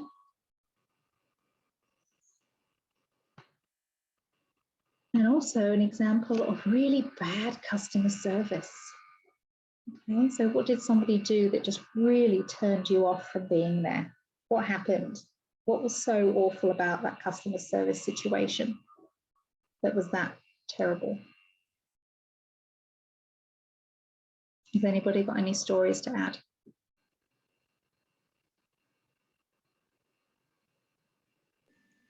I got my nails one done once, and the lady used a lot of the F word and things like that. And she was talking about really inappropriate sort of topics, and it was really uncomfortable. Oh, that'll do it. Yeah. Yeah. So it's really good to be mindful of your audience as a professional and stay professional as well. I mean, yeah, you can have like little chit chats to your clients about all sorts of things, but don't drop the F-bomb and don't be inappropriate. The two main things, really. I know there's a situation recently where there was a lash technician that I know of that is a little bit like that, and unfortunately is losing clients left, right and centre because of that attitude. And she cancels her clients when she's hungover, but will tell her clients that she's hungover. Go, oh, my hands are too shaky, I had a big night, I can't do your lashes, let's book you in another time. But then is also really bad at getting back to people as well. And it's like, it's your business, it's your bread and butter, it's what's paying your wages, it's what's paying your mortgage and filling your fridge with food. You need to be respectful of that. And your client's time is valuable, and there's lots of you out there doing exactly the same job. And if you're not doing a good job, the client will jump over to somebody else, no matter how long that they've been there.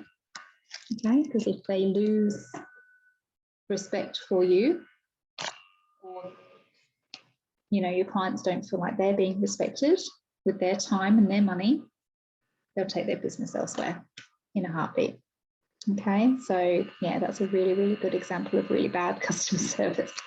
Is there anyone who's got any examples of really good customer service that they've received about anything?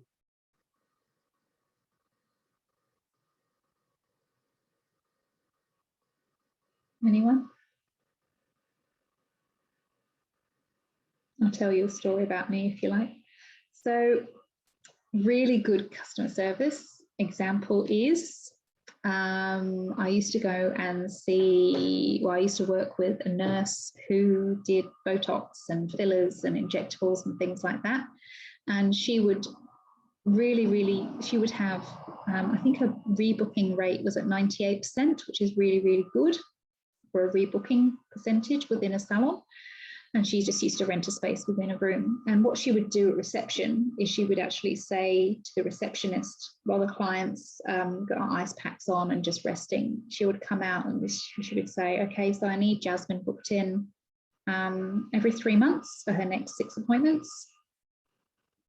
So I know that she's in for, like, she's going to be in for Christmas, and I've already got her Christmas appointments all booked in. And making sure they're in, write them all down on a card for her so that when I come out, she's already organised. She would bring her client out and she'd be like, right, you need this product to put on afterwards. You need to use it morning and night. You can even use it in lunchtime as well. It can be applied every 4 hours to really soothe the area as an aftercare product. I've also got you rebooked in for your next 6 appointments. I look forward to seeing you on this date at this time. If you do, I'm going to give you a call in a week's time for a review and see how you're going. I've also booked in a physical review in 2 weeks' time where I'd like you to actually come in. It's the same time on the same day like we've done today. If that's not suitable for you, you can discuss that with our receptionist and she can book that in, but I need to see you in that for that 2-week review just to make sure everything's settled where it should do. And then I'll see you for your next appointments after that. Brilliant. She's already developed that customer loyalty. She's caring about the product. She's caring about the customer. The client's already got their aftercare product. They know what they need to do. She's got her appointments booked in. All the hard work is done for the client. She's told her client exactly what she wants and what she needs to do. Yeah, sorted. Brilliant. And you can do that with your clients. And you can do that with hairdressing clients. I've worked in salons before where clients have booked in a year in advance. Like they've had all of their hair appointments booked in for the year. Done, sorted. Okay. So you need to be aware that value your time, value your clients, and value your regular clients because you want to be able to get them booked in. Okay. They are your VIPs. Your regular clients are your VIPs. You will always be busier during school holidays. You'll always be busier during Christmas, Easter, Mother's Day, things like that. Make sure your regular clients are already booked in. Value them. Value their time. Value their custom. Try and get them booked in. Okay? Really, really important. Is anybody else that organised with their appointments for anything? Have they got their dentist appointments or opticians or hair appointments, facials, Botox, anything like that? Is anyone that organised? No? Everyone's different. Okay. So does everybody know what they need to do for homework for this week? Got your research questions? Yes. Perfect. Attempt a quiz. Yes. Absolutely. Do your first attempt at your research questions, which is the quiz, which is your assessment task 2. Your first attempt due date is midnight, Sunday, the 5th of September, which is this weekend coming. You will get questions wrong. It's totally fine. But start getting them in. Start chipping away at them. Have it as a window, a tab that's open. Okay. Download all your resources. Put them in files so you can go, oh, I can't remember the answer to that question. I'm going to go and research it. Okay. Watch all your videos in your resources within the beauty services cluster. They will help you. Have a read through your learner guides and workbooks and all of your resources. I've already gone through a few today.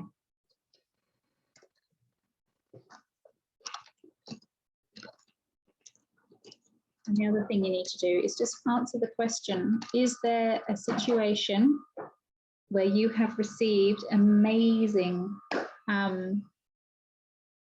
customer service? Think of a situation where you've received really, really good customer service and what did that person do well? And equally, is there a case where you've had horrendous? It doesn't matter if you haven't, but have you ever had a situation where you've had horrendous customer service and what did they do? And you can write that here. You don't have to have an answer for both. If you don't have an answer for both, but an answer for one or the other, then you can actually reply to my discussions page. So I'm going to be typing that up for you after today's session, which will be good. Okay.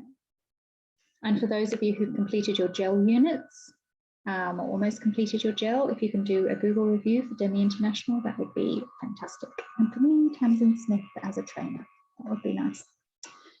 You feel I've been supportive and helpful enough for you. So I'm going to sign off now. I'm going to let you get on with everything. Stesha, how are you going with your nails there?